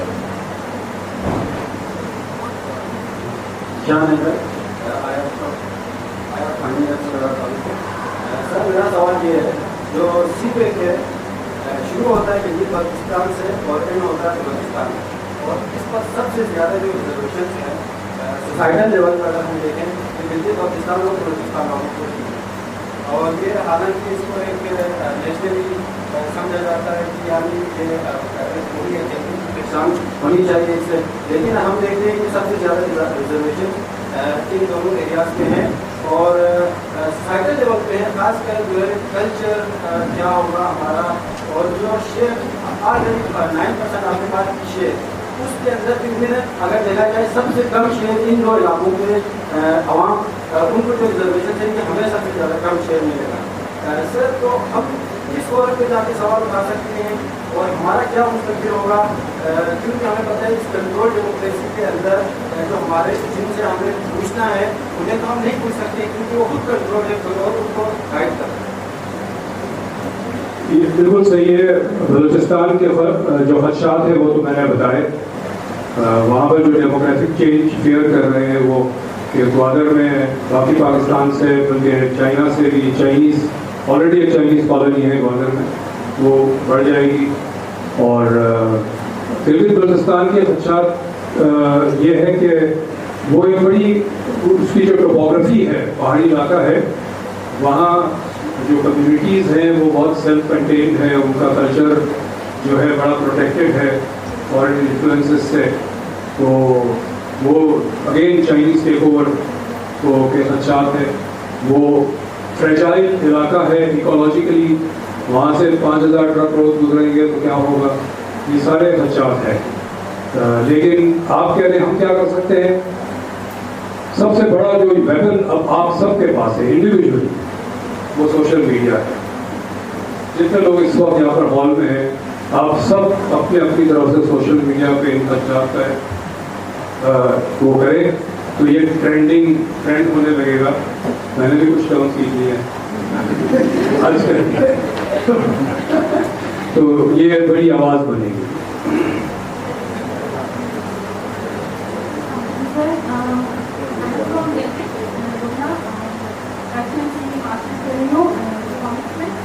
तो मेरा ये पाकिस्तान जो है बहुत इम्पोर्टेंट रोल प्ले करता है इसके ऊपर। तो मैं सिर्फ पाकिस्तान पर मैं पूछना चाहती हूँ कि इसमें हमारा क्या फ़ायदा होगा। न्यूज़ तो हमारा भी अच्छा नहीं हुआ है। Are we using a threat for China and Pakistan, or is it something for future? Is it a threat? क्योंकि हमारा तो राइट तो कहीं नहीं, हमारा प्रोविंस तो हमारा नहीं स्टेट है। अब हम बीच में फंसे हुए कि स्टेट या प्रोविंस। आप जी, गिलगित बल्तिस्तान का वाकई बहुत विशेषनाक सिचुएशन है। मैंने कहा कि टोल टैक्सेस का शेयरिंग किस तरह होगी, उसमें जाहिर है दिल्ली बल्तिस्तान का भी शेयर होना चाहिए क्योंकि वहाँ से ये गुजर रहा है। बाकी और उनका जो इन्वायरमेंटल प्रोटेक्शन का खास ख्याल रखने की ज़रूरत है क्योंकि वो फ्रेजाइल है, उसकी पॉलिसी बड़ी फ्रेजाइल है, बहुत ज़्यादा डिस्टर्ब हो सकता है। आप देखें कि वो वहाँ जब एक लैंडस्लाइड होती है, दरिया बंद हो जाता है, अकाबाद कई गाँव उसमें डूब गए, लोग जिसको देश हो गए, वो आज तक उनको रिसेंट नहीं किया गया। लेकिन जो बिल्कुल बल्तिस्तान का बड़ा मसला ये है कि बड़ा एक this is a tragedy that an entire people are stateless for 70 years। उसकी कोई जो स्टेट है न उनकी कोई पाकिस्तान का कॉन्स्टिट्यूशनल हिस्सा नहीं है। मतलब मैं NSC का मेंबर रहा हूँ, सिंध को रिप्रेजेंट करता था, बल्तिस्तान को रिप्रेजेंट करता हूँ। हम 4 सूबों के दरमियान फेडरल रेवेन्यू बांट देते हैं और उसमें गिलगित बल्तिस्तान और आज़ाद कश्मीर का हिस्सा नहीं है। लेकिन स्ट्रेटेजिकली बहुत इम्पोर्टेंट है, वहाँ भाषा डैम भी वहाँ बनाएंगे और उसकी माध्यम भी हम इस्तेमाल करेंगे, वो चाइना के साथ कनेक्टिविटी भी क्रिएट करेंगे, उसका फायदा भी हमें होगा। तो आपने बिल्कुल सही कहा कि हम बल्तिस्तान के ऊपर से गुजरेंगे लेकिन वहाँ देंगे कुछ नहीं। तो ये एक्सप्लिसिट होना चाहिए, तय होना चाहिए कि गिलगित बल्तिस्तान को और बाकी सूबों का हिस्सा क्या होगा। पहली बात तो ये कि बल्तिस्तान को बाकायदा सूबा बनाना चाहिए, पार्लियामेंट में उसकी रिप्रेजेंटेशन होनी चाहिए, सेनेट में उनकी रिप्रेजेंटेशन होनी चाहिए, NSC में उनकी रिप्रेजेंटेशन होनी चाहिए। ये आला बतेर जो है ये 70 साल चलाया, मेरा ख्याल है जरूरी नहीं है, जरा इस पर भी आवाज़ उठानी चाहिए।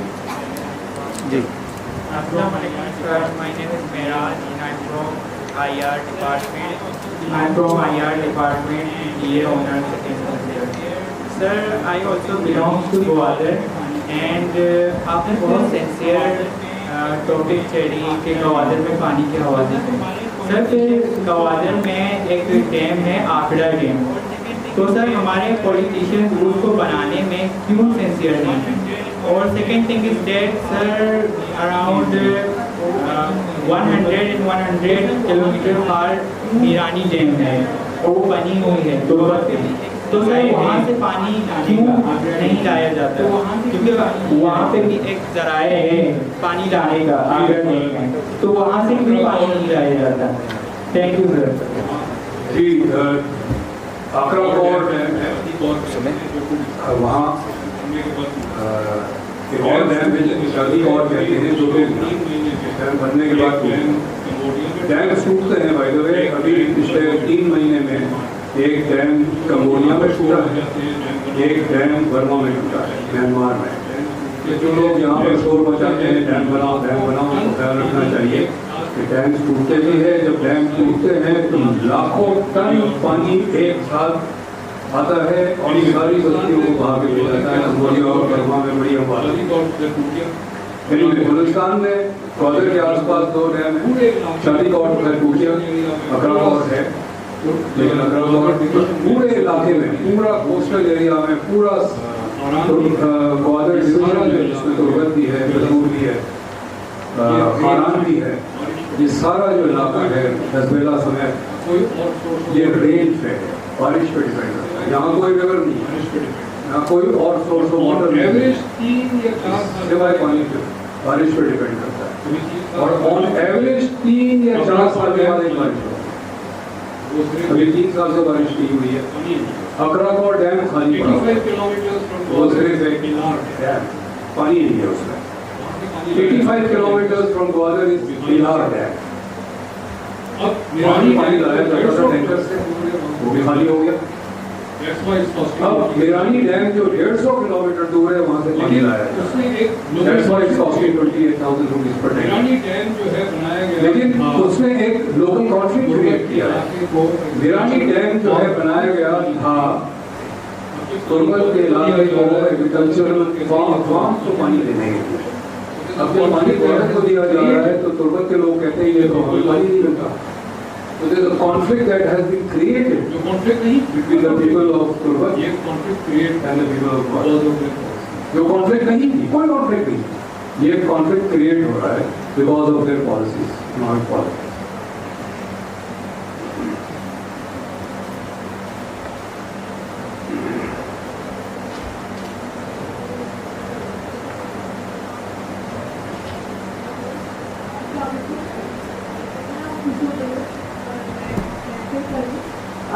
मेरा नाम सुधू बलो है और मैं यहाँ पे एंटर करूँ। मेरा सवाल बेसिकली ये वो इंस्ट्रक्शन जो हम अभी यहाँ पर गवर्नर डिस्कशन देखे 13 सालों पच्चीस से है। आपने इन्वायरमेंटल इम्पैक्ट असेसमेंट की बात की, आपने पावर प्रोजेक्ट जो हमारे चल रहे हैं ज़्यादा से ज़्यादा जो पावर प्रोजेक्ट हैं वो नॉन रिन्यूएबल रिसोर्सेज पे बेस्ड है। जबकि China itself drop more than 100% of power projects जो कि नॉन रिन्यूएबल रिसोर्सेज पे बेस्ड है। तो यहाँ पर चाइना गवादर में उस सोर्सेज पे इन्वेस्ट कर रहा है, तो इस चीज़ को हम कैसे देखें?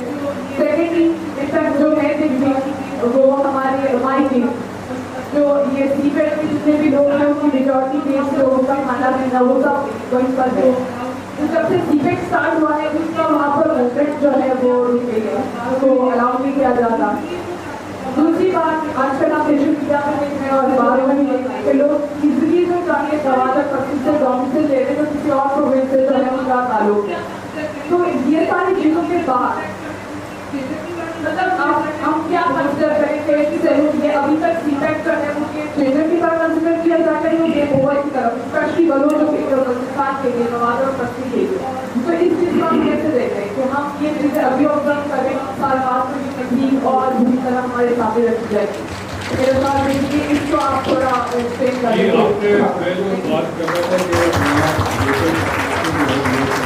आपने मैं जो बात कर रहा था कि लोकल कॉम्पिटिशन जो है ग्लोबल कॉम्पिटिशन उसके बड़े खदशात हैं, उसकी आपने बड़ी अच्छी तरह से रिप्रेजेंट किया है। ये वहाँ के लोगों का मतलब इनफैक्ट हुआ ये है वो सबसे सीधा आया है ग्वादर के लोग जो हैं वो अपने ही घर में डेली बनते हैं। एक मोहल्ले से दूसरे मोहल्ले नहीं जा सकते, आर्मी के चेक पोस्ट हैं वो कहते हैं कौन हो कहाँ जाते हो। मैं अभी किताब आई है बलूचिस्तान पे फरवरी में ऑक्सफोर्ड यूनिवर्सिटी प्रेस ने पब्लिश की है, अवेलेबल है ऑक्सफोर्ड बुक शॉप, उसको अप्लाई फॉर जस्टिस। उसकी प्रेजेंटेशन की ग्वादर में तो वहीं के एक लोकल शायर हैं बलोच शायर, मैं नाम इसका पूरा बोल रहा हूँ, उन्होंने जो शेर को पढ़ा था नज़म पढ़ी थी जिसमें वो कहते थे कि हम बहुत गरीब हैं, हम बहुत गरीब थे, हमारे बच्चों के पैरों में जूते नहीं थे, हम कभी कभी खाना नहीं खाते थे, लेकिन हमारे पास हमारा समुद्र था जो हम देखते, हमारे पास हमारा पहाड़ था जहाँ हम बैठते। अब जब से सीपेक आया है कुछ जूते तो आ गए बच्चों के पैर, खाना भी शायद ज़्यादा मिलता है, लेकिन समुद्र भी हमसे ले लिया गया और पहाड़ भी हमसे ले लिए गए, क्योंकि अगर हम समुद्र के किनारे जाना चाहते हैं तो हमें सीखते हैं कि हाँ देखा कौन लोग जाना चाहते हैं। ये अक्कासी करता है वहाँ के लोगों की बेबसी, खास तौर पे जो यंग लोग हैं पे होते हैं उनको सबसे ज़्यादा हैरेस करते हैं। हम लोग तो गाड़ियों में होते हैं, हमारी ऑफिशियल गाड़ी ना भी हो तो ऑफिशियल स्टेटस होता है हमारा, तो हम सिर्फ कहते हैं कि हम ये हैं यहाँ जा रहे हैं। जो लोकल होते हैं उनको बस रोकते हैं हाईवेज के ऊपर, उसमें उतार देते हैं, खवातीन मर्द बच्चे लाइन में खड़ा कर देते हैं, सबका शनाख्ती कार्ड देते हैं और वायरलेस पे सबकी चेकिंग होती है। कभी कभी पूरा घंटा धूप में खड़े होते हैं, मतलब वो लोग कहते हैं कि हम हमारा ये मुल्क है, हमारी ज़मीन है, हमारा पानी है, हमारा आसमान है, लेकिन हम यहाँ पर गैर मुल्की की तरह और दुश्मन की तरह ट्रीट किए जा रहे हैं। ये बच्चा दूर करने चाहिए। अगर इस तरह हालात रहे तो ये प्रोजेक्ट चल नहीं सकता। जैसे मैंने कहा, अगर सिक्योरिटी कंसर्न्स बहुत ज़्यादा होंगे, चाइना इधर हो गए, चाइना के पास और ऑप्शंस मौजूद है, तो हमें इसको एड्रेस करने की ज़रूरत है। जहाँ के लोग खुश ना हो, मैं एक आपको मिसाल दूँ, 1960s में सुपर हाईवे बना कराची हैदराबाद का, इससे पहले कराची हैदराबाद जाने के लिए घटा से तो 60 किलोमीटर कम हो गया जो रोड था, लेकिन कोई गाड़ी जो है बचती है, इतनी रुक रहते रहा रास्ते में। वो जमाने में एक कमिश्नर होता था, नाम मुझे याद नहीं है, लेकिन आप हिल पार्क जाइए, हिल पार्क के जो उसका एक प्ले ग्राउंड है जिसने इनॉग्रेट किया था, हिल पार्क बना था आगे 1960s में, तो उसका नाम वहाँ पर लिखा हुआ है। तो बड़ा एक अच्छा फार साइटेड कमिश्नर था, और उसके सारे लोग छोटे बड़े सरदार ने सबको एक दिन बुलाया और उसने कहा कि जी यहाँ से गाड़ी पेट्रोल पंप का लाइसेंस ले लो और एक रेस्टोरेंट बना लो, तो ये सारी चीज़ें जब बना ली तो चोरी बंद हो गई। अगर कोई करता था ना तो बोर्ड के सरकार आपको पकड़ के मारते थे, कहता हमारा बिजनेस खराब होगा, चोरी नहीं करो। तो जब लोकल पॉपुलेशन को आप खुश करेंगे तो वो प्रोजेक्ट सक्सेसफुल होगा, लोकल पॉपुलेशन को खुश नहीं करेंगे तो प्रोजेक्ट सक्सेसफुल होगा।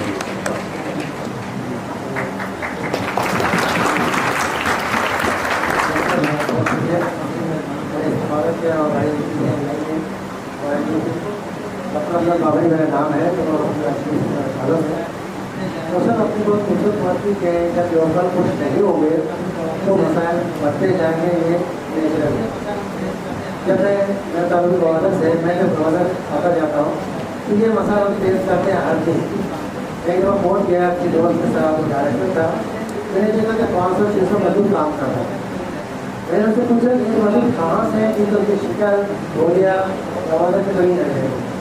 तो उन्होंने कहा कि हमने पंजाब से और दिल्ली पंजाब और कराची के लोकल एरिया से लेकर आए।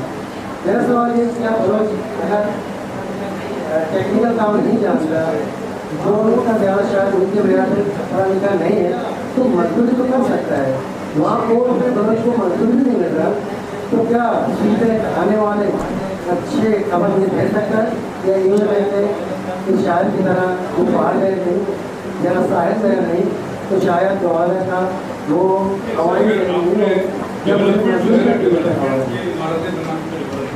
यस, अगर आपने डेवलपमेंट जो है, डेवलपमेंट ये इमारतें बनाने से डेवलपमेंट नहीं है। Development is development of the people, लोगों की नॉलेज, उसकी capacity, skills, knowledge, employability, job, ये डेवलपमेंट। अगर बलूचिस्तान में स्किल नहीं है तो कोई हर्ज नहीं था कि हम सीपेक के सारे काम 5 साल पोस्टपोन कर देते, 1-5 साल लगा के कैपेसिटी डेवलप कर लेंगे। मैं आपको बताऊँ कि इंडिया में, पाकिस्तान में पहले टेलीविजन आया इंडिया में 1968 इंडिया में 1967-68 में टेलीविजन आया, लेकिन उन्होंने टीवी स्टेशन वगैरह सब कुछ बना दिया था, लेकिन उन्होंने ट्रांसमिशन शुरू नहीं की जब तक उनकी टीवी मैन्युफैक्चर करने की इंडस्ट्री न लगी। उन्होंने कहा हम अपने टीवी बेचेंगे, इंपोर्ट करके ऑर्डर में भी स्किल नहीं है, डेवलप करना कोई मुश्किल काम नहीं है। ग्वालियर की मैं समझता हूँ आधी आबादी है वो समुद्र से वाकिफ है, उनको पता है कि वेव और सारा जो ओशन का जो निज़ाम है वो कैसे है। ग्वालियर की 10-20-25% आबादी ओमान में काम कर रही है। ओमान की फौज में जर्नल हमारी फौज में सिपाही भी नहीं बन सकते। ये ज़ाहिर चीज़ें हैं जिसको एड्रेस करने की ज़रूरत है, और ये सारी बात हम जो उठाने की ज़रूरत है, बनाने की ज़रूरत है और हमें करने की ज़रूरत है। हम जो बलूचिस्तान के नहीं है, हमारा फर्ज है कि हम ये काम करें।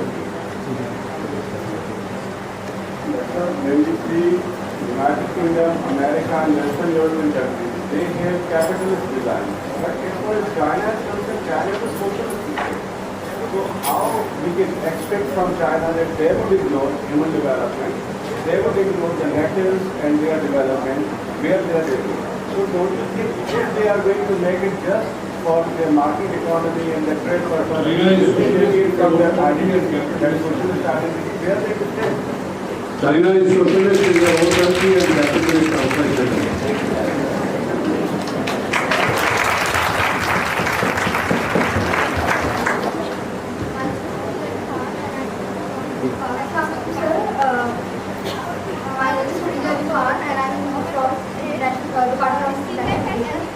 As a student of international law, my question is CPEC has any tenure? क्योंकि हम इंटरनेशनल लॉ में ये पढ़ते हैं कि किसी भी ट्रीटी की एक डिफाइंड जो है वो टर्म होती है, ठीक है? तो क्या CPEC की कोई इस तरह की कोई डिफाइंड टर्म है कि इतने से इतने साल तक है?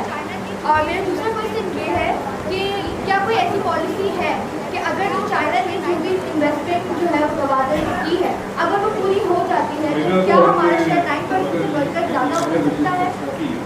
Thank you so much.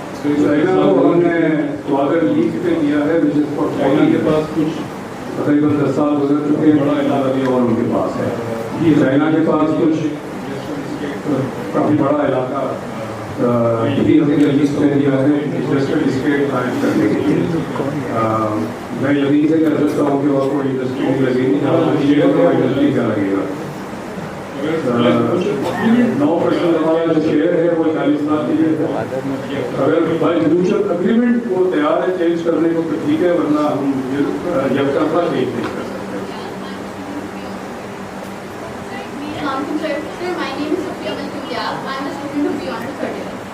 Sir मेरा क्वेश्चन ये है कि हम जब भी कोई किसी चीज़ को स्टडी करते हैं तो बहुत से उसके टर्म्स हम यूज़ करते हैं। यहाँ पर हम यूज़ करते हैं कि गेम चेंजर है या गेम ओवर है, तो ये टर्म्स क्यों यूज़ करते हैं? फर्स्ट ऑफ ऑल ये क्वेश्चन है। दूसरा ये कि जो इंडिया की रिजर्वेशन है इसके ऊपर CPEC पे कि ये आपने कैप्चर टेरिटरी में स्टार्ट किया हुआ है, तो इसका आंसर हम किस तरीके से दे सकते हैं?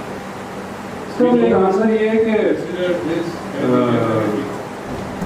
we don't consider this as Indian territory. So India has no local standard. India का कोई आवाज नहीं है उसमें कोई स्टेटमेंट देने का। और मजेदार बात ये है कि मंगला डैम का रिजर्वायर जो है, मंगला एक हिस्सा पंजाब में है, एक हिस्सा आजाद कश्मीर का है। तो जब मंगला डैम इनॉग्रेट हुआ, इंदिरा गांधी प्राइम मिनिस्टर थी, उन्होंने कांग्रेचुलेटरी मैसेज भेजा था हमारे। उस जमाने में हमारे ताल्लुकात थोड़े ज़्यादा बेहतर थे, कोई इतनी नाफियत थी कि ऐसे मौक़ों पर कांग्रेचुलेटरी मैसेजेस भेज दिए जाते थे। तो इंडिया में कौन मत गया उसका खिलाफ पार्लियामेंट में कि उसका आधा रिजर्वायर तो आज़ाद कश्मीर में है जो हमारा इलाका है, आपने मुबारकबाद कैसे भेजी? तो अब इंडिया उसको कहता है कि कॉन्फ्लिक्ट, हमारे पास एक अपॉर्चुनिटी है, हम इंडिया से कह सकते हैं कि अच्छा ठीक है, आप समझते हो कि ये डिस्प्यूटेड है तो आओ बात करो फिर इस पर। It's an opportunity for us. हम तो खैर बात करना चाहते हैं। इंडिया ने इस वक्त एक मौका अपनाया हुआ है कि हम बात नहीं करेंगे, लेकिन we also consider it as disputed territory, but we don't consider it as Indian territory. So we don't, in terms of international law, we don't think India has a right to intervene in the matter.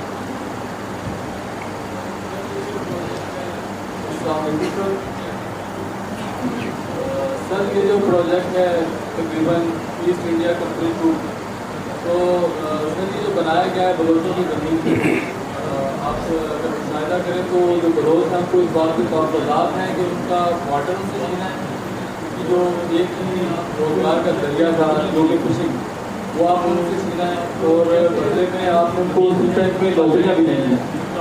तो आप कैसे जिनकी ज़मीन है, जिनका land है, जिनका water है, आप छीन के उनसे और उनको कोई उसमें हिस्सा भी ना दे, नौकरी भी ना दे, तो कैसे प्रोजेक्ट आगे चल सकता है? ये खदशात तो मैंने भी इसका इजहार किया और यहाँ जो सवाल आ रहे हैं खदशात सिर्फ बलूचिस्तान के हवाले से नहीं है, गिलगित बल्तिस्तान के हवाले से भी इसका जिक्र हुआ है। ये खदशात तो सबको है, लेकिन जो खदशात है वो पूरे पाकिस्तान को है।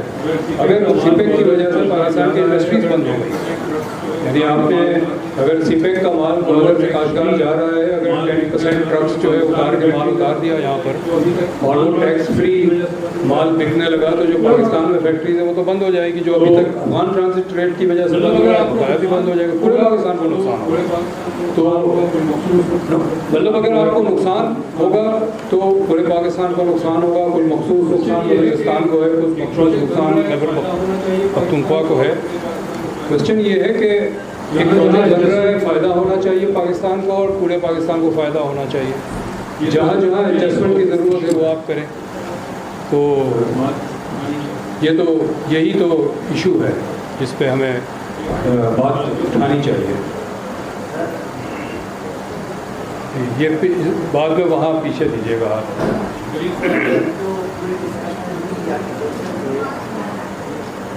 करीब कर। हेलो सर, अब तक जो पूरी डिस्कशन हुई, आपके क्वेश्चन हुए, वो CPEC as an economic corridor, लेकिन as an student of international मैं इसका एक और पहलू भी समझता हूँ और उसमें क्वेश्चन रेज होना चाहिए। ये कि सीपेक इकोनॉमिक कॉरिडोर के अलावा कितना एक स्ट्रेटेजिक कॉरिडोर है, क्योंकि अगर हम कुछ बेसिक फैक्ट्स देखें, फॉर एग्जाम्पल पहले ये है कि जो चेंजिंग जियो पॉलिटिकल डायनामिक्स है रीजनली और इसके अलावा या कि इंडियन यूएस अलायंस और their hegemony over Indian Ocean, इससे हमें कितना अंदाजा हो सकता है what we can see regarding इसकी चाइना पाकिस्तान को as a front line state इस्तेमाल करेगा, जिस तरह यूएस ने पहले मुबारक कर चुका है और वादा को एक लेवल बेस बना सकता है इन चीज़ों को रखते हुए। तो आप क्या समझते हैं, China more of economic corridor और स्ट्रेटेजिक कॉरिडोर? इकोनॉमी ड्राइव करती है पॉलिटिक्स में, तो जो इकोनॉमिक इंटरेस्ट होंगे वो फिर पॉलिटिक्स में कन्वर्ट होंगे। मेरी जो शुरू की स्लाइड्स थी उसमें एक मैप मैंने दिखाया था जिसमें पाकिस्तान के नॉर्थ वेस्ट पे right up to Kazakhstan Pakistan का एरिया ऑफ इन्फ्लुएंस बन सकता है। ये वो स्ट्रेटेजिक पार्ट है। Sinkiang in China right up to Kazakhstan, in fact right up to Moscow हम हमारी रिलेशनशिप बन सकती है और रशिया के साथ हमारे रिलेशनशिप बहुत तेज़ी से बढ़ रहे हैं। In fact Russia and China also has military exercises recently. Russia के साथ तो हमारे बहुत तेज़ी से रिलेशनशिप डेवलप हो रहे हैं। ये स्ट्रेटेजिक बात तो मैंने बिल्कुल शुरू में की थी कि ये पोटेंशियल है। बात ये है कि आपके पास पैसे होंगे तो आप पोटेंशियल होगा। आप हर साल आपका बैलेंस ऑफ पेमेंट्स का खसारा होगा, आप भीख मांग रहे होंगे दुनिया में, तो कौन आपको तवज्जो देगा? ताजिकिस्तान और किर्गिस्तान और ये जो मुल्क है वो उज़्बेकिस्तान है, ये आपके पास क्यों आएंगे? वहाँ मैंने अफ़गानिस्तान में काम किया है। मैं साल 2000 में अफ़गानिस्तान में काम करता था और साल 2012 में अफ़गानिस्तान में काम करता था। साल 2000 में तालिबान की हुकूमत थी, 2012 में अब इस वक्त की हुकूमत है। जिस होटल में पूरे अफ़गानिस्तान में घूमता था, 5 सूबों में मैंने काम किया है, जिस होटल में मैं जाकर रहता था मैं वाहिद पाकिस्तानी होता था, बाकी सब इंडियंस होते थे और सब इंजीनियर्स होते थे। यानी इतने ज़्यादा प्रोजेक्ट्स वहाँ पर इंडिया चला रहा है, तो हम कुछ भी नहीं कर रहे। ये तो हमारी कोताही है ना। अगर ईस्ट इंडिया कंपनी की आप बात करते हैं, ये हमारी कोताही है कि हम ईस्ट इंडिया कंपनी बनने देंगे। Pakistan is a resource rich country, 200 million और ह्यूमन रिसोर्स की कमी नहीं है हमारे पास।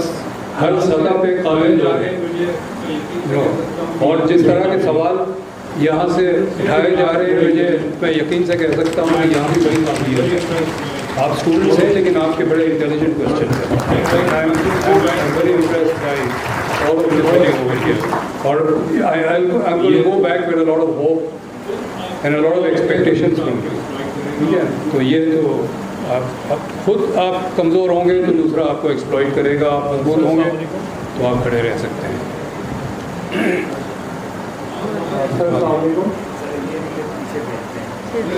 अच्छा, वहाँ भी एक हाथ है जी, वो तो बिल्कुल है, इधर भी है। Sorry, I am biased towards मुझे सिर्फ उनके हाथ नजर आ रहे हैं। Sir, Assalamualaikum. My name is Rahman Ali Farooq, and I'm in the department as well as teaching in the IR department. Sir, प्रस्तुति तो वो strategic issues ज़्यादा है, तो मेरा सवाल भी इससे लिंक होगा, कुछ आपने जवाब भी दे दिया। सर, आपने ये कहा कि जंग नहीं होगी और जंग के मामला काफ़ी हद तक लग जाएंगे because of great interest war पे। मेरी ऑब्जर्वेशन ये है सर कि साउथ चाइना सी और दूसरे अमूल जो इंडियन ओशन हैं वो इस सारे प्रोजेक्ट से लिंक हैं और रीजनल पॉलिटिक्स जो है वो ग्लोबल पॉलिटिक्स को अफेक्ट करती है। आपने ये भी कहा कि न्यू लिबरलिज्म एक बहुत इनजस्ट किस्म का क्रिएट करता है। Agree with you more. मैं इस चीज़ को ऐसे भी देखता हूँ कि अल्टीमेटली इंडिया को चाइना कभी अलाउ नहीं करेगा कि वो अमेरिकन अलाय होते हुए इस रीजन की इकोनॉमिक स्ट्रेंथ पकड़े। Economic strength translates to ultimately military strength, which ultimately translates to national power. एक मेरा ऑब्जर्वेशन ये है तो मैं कमेंट करते हैं। दूसरी बात ये भी है कि जापान को $2 बिलियन एड दिया गया है, स्पेशल मिलिट्री एड दिया गया है यूएस को, वो क्यों दिया गया है और इस सारी चीज़ को चेक करने के लिए दिया गया है। मेरा ख्याल ये है फैमिली से परफॉर्मेंस करते हैं। और आखिरी छोटी सी बात ये है कि जब टाइम में जब को डिसाइड किया है तो society the whole inorganic way of ethnic ties and economic interest will die off and ultimately an inorganic kind of interest will arise which will be more towards shared interests and shared problems. मैं ये समझता हूँ कि CPEC आने की वजह से शायद हम इस रूट की तरफ जा सकें और अपने और एक एथनिक प्रॉब्लम को कम कर सकें। Thank you sir.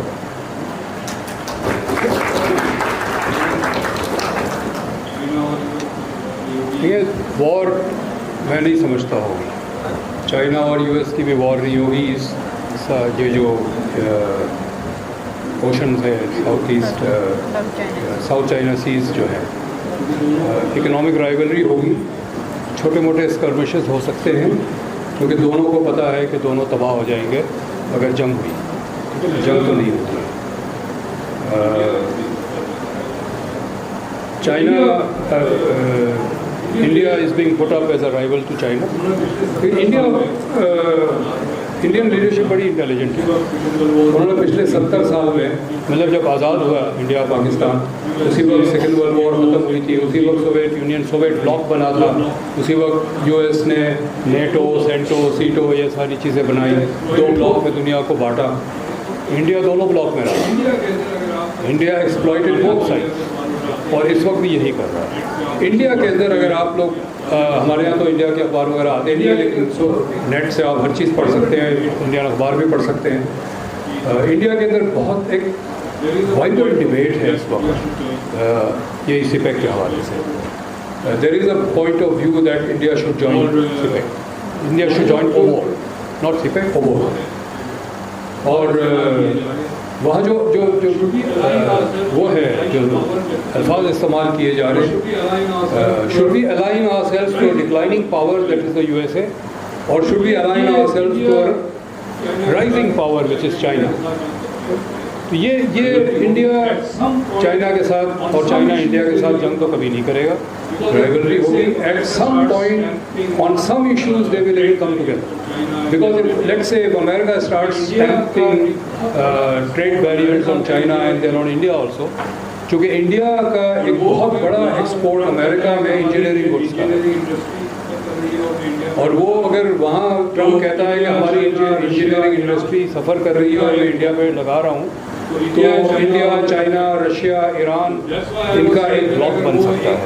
So India and China on the same side. तो that's why I was saying that अगर वो एक तरफ उनके इकोनॉमिक इंटरेस्ट उनको एक तरफ लाते हैं और चाइना देखता है कि ये इंडिया पाकिस्तान का झगड़ा जो है हमें तंग कर रहा है, तो पाकिस्तान को कहेगा चुप करके बैठो।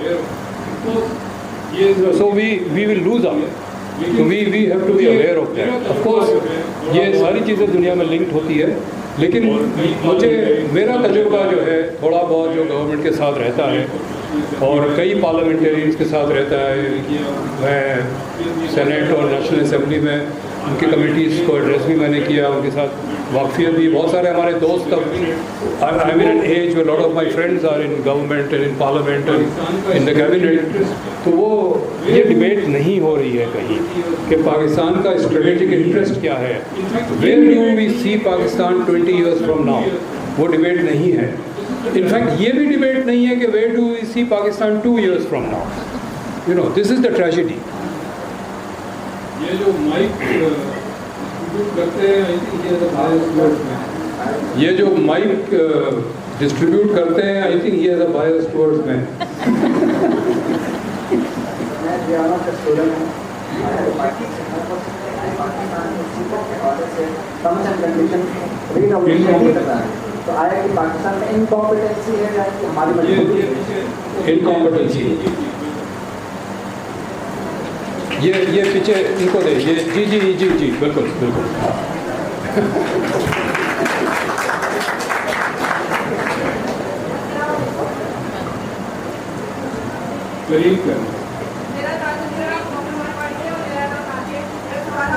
करीब कर लें।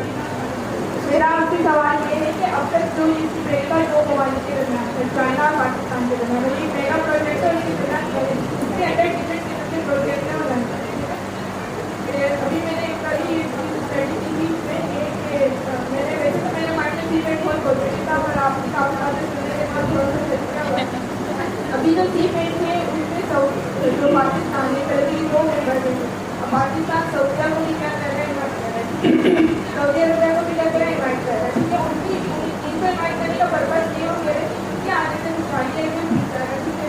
दूसरी चीज़ ये है कि अगर ये इन्वेस्टमेंट करता है तो इसके इन्वेस्टमेंट से क्या होगा, जिससे हमारे को इन्वेस्टमेंट करेंगे हमारे मुल्क में इनको आएगा और घर को पैकेट तो देखा जाए इनको आने से हमारा जो डेफिसिट कर रहा है वो कवर होगा। अभी आपने सर कहा कि हमें रीपे करना पड़ेगा, तो कोई बात नहीं, ठीक है। तो सर अपनी जो इन्वेस्टमेंट लगाए प्रोडक्टिव साइड पर लगाए हैं, प्रोडक्टिव साइड पर नहीं लगाए जो हमें कवर होगा, तो प्रोडक्टिव साइड पर चल रहे हैं कि जब भी हम अपने जान को प्रोडक्टिव साइड पर लगाते हैं तब हमारी बेनिफिट होते हैं, अदरवाइज लोग ठीक है। तो ये है कि आपने कहा कि हमें फायदा नहीं होगा, मेरा माइंड कहते हैं प्रोडक्टिव साइड पर रखना होना चाहिए।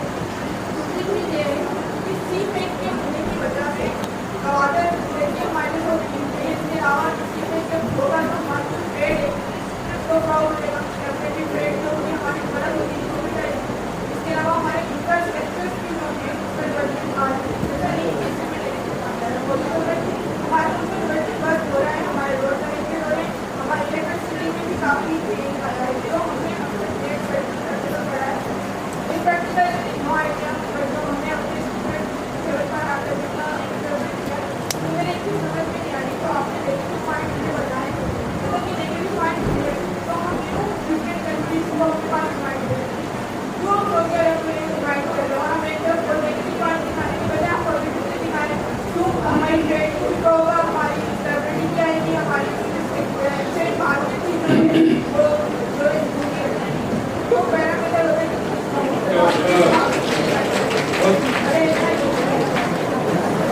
आपका बड़ा बहुत अच्छा, बहुत एनालिटिकल क्वेश्चन है, and I am so pleased to hear your questions and this one was particularly good.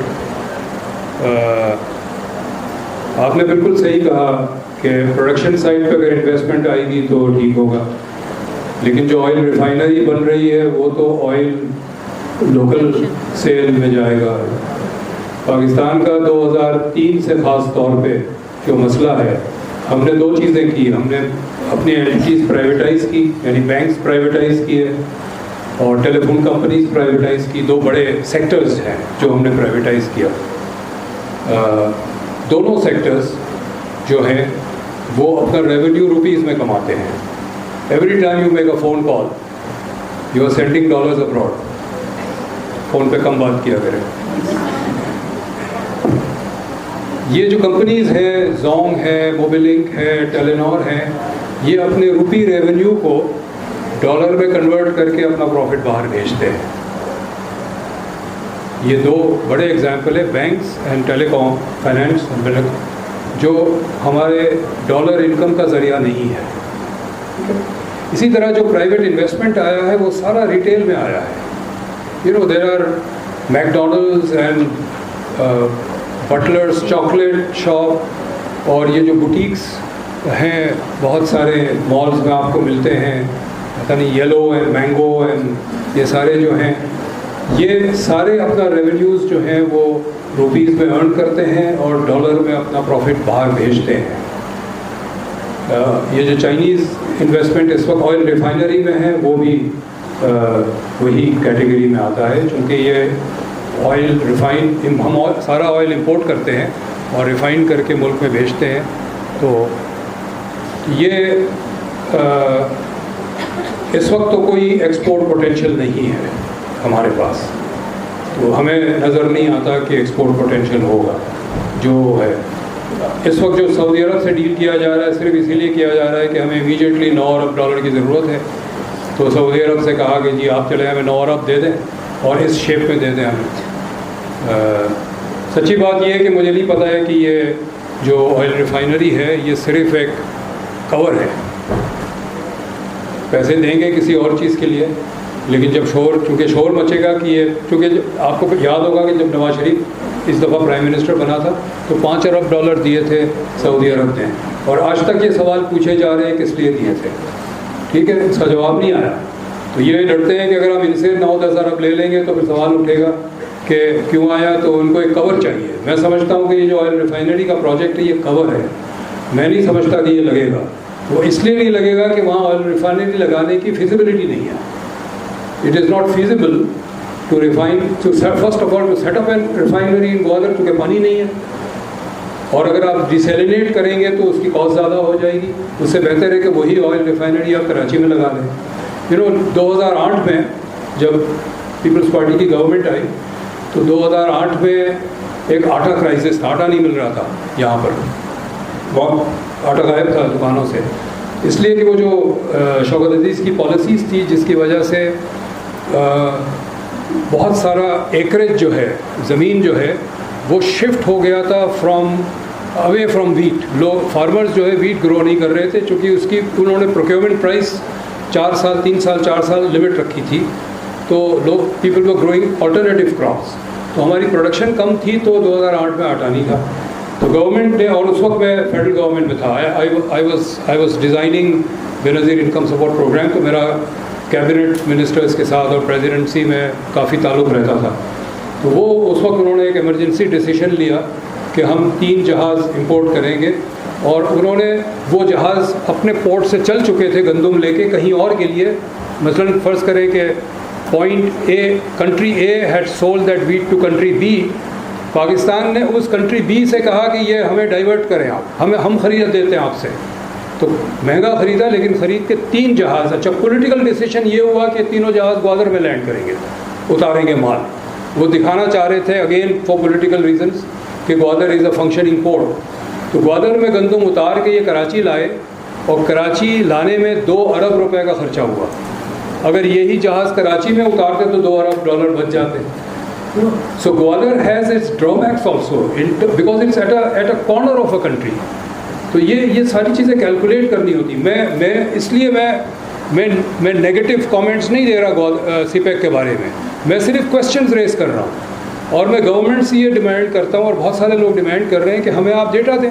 अगर हमारे सवाल मुनासिब नहीं है तो आप एक्सप्लेन करें ना, आप देते हम खामोश हो जाएंगे। हम वो सवाल 12 सवाल में से वो स्ट्राइक आउट कर देंगे सवाल, हम फिर दोबारा नहीं पूछेंगे। लेकिन बात यह कि हुकूमत हमें डेटा नहीं दे रही है, that is the problem. One last question, sir.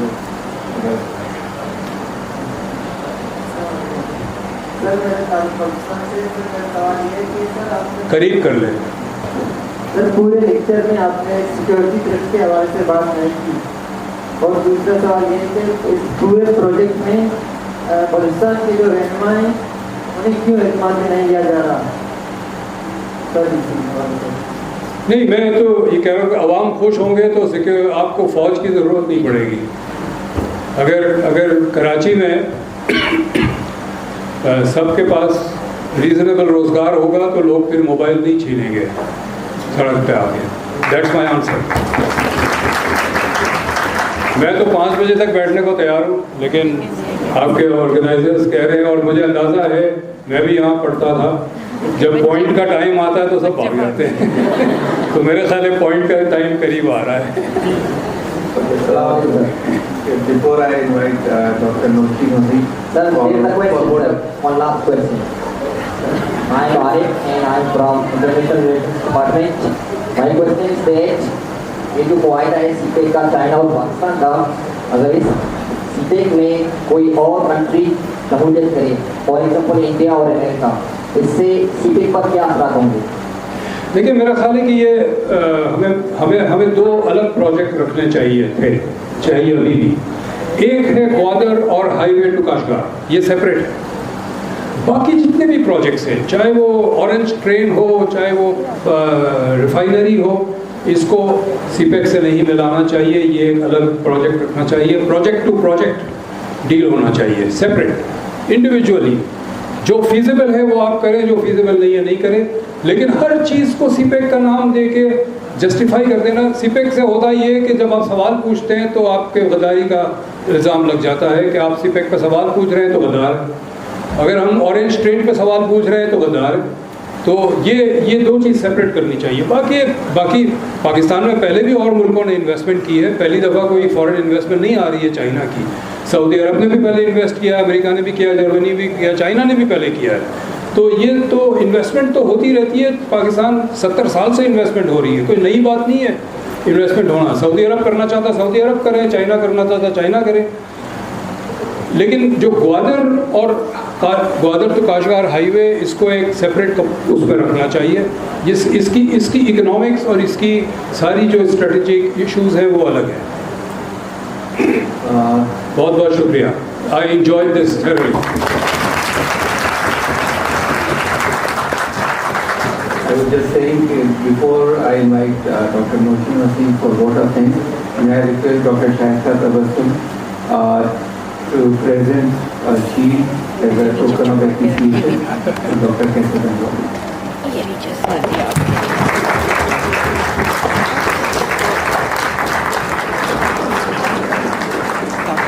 शुक्रिया बहुत।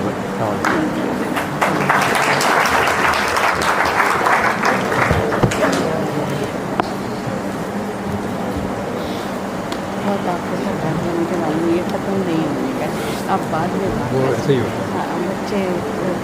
अच्छी बात है। Thank you very much. I'm honored to offer my heartfelt gratitude to Dr. Kaisar Bengali for his very thoughtful presentation. It is reflected from the audience side as well. Many do not want to leave. We learned a lot with Dr. Kaisar Bengali. हमारी thought construction की proportion में doctor साहब का बहुत बड़ा हाथ है। एक चीज़ मैं हाईलाइट करना चाहती हूँ, डॉक्टर साहब की रिसर्च बेस्ड अप्रोच है और रिसर्च बेस्ड अप्रोच सॉल्यूशंस पर फोकस करती है। आपने देखा होगा कि डॉक्टर साहब ने जितने भी क्वेश्चन रेज किए हैं उसका ऑब्जेक्टिव यही नज़र आता है कि हमें सॉल्यूशंस मिल सकें, तो वो सॉल्यूशंस ढूंढनी चाहिए। दूसरी बात ये है कि बहुत सारी रिसर्चेस हमें साइमल्टेनियसली टेक अप करनी पड़ेगी। फॉरेन पॉलिसी एनालिसिस के स्टूडेंट की हैसियत से मैं ये कहना चाहती हूँ कि एक मेजर पॉइंट ये सामने आया है कि हमारी इनकम्प्लीटेंस बहुत ज़्यादा है, जिसकी वजह से हम बहुत सी प्रॉब्लम्स को एड्रेस नहीं कर पा रहे। तो पॉलिसी मेकिंग सर्कल में जो डिक्लाइन है वो किस तरह से दूर हो सकता है। अगर सीपेक के साथ हम IR के स्टूडेंट की हैसियत से ये रिसर्च भी शुरू करें तो 5 से 7 साल के अरसे में, 10 साल के अरसे में हम एक बेहतर अप्रोच देख सकते हैं। Thank you very much doctor Kaiser.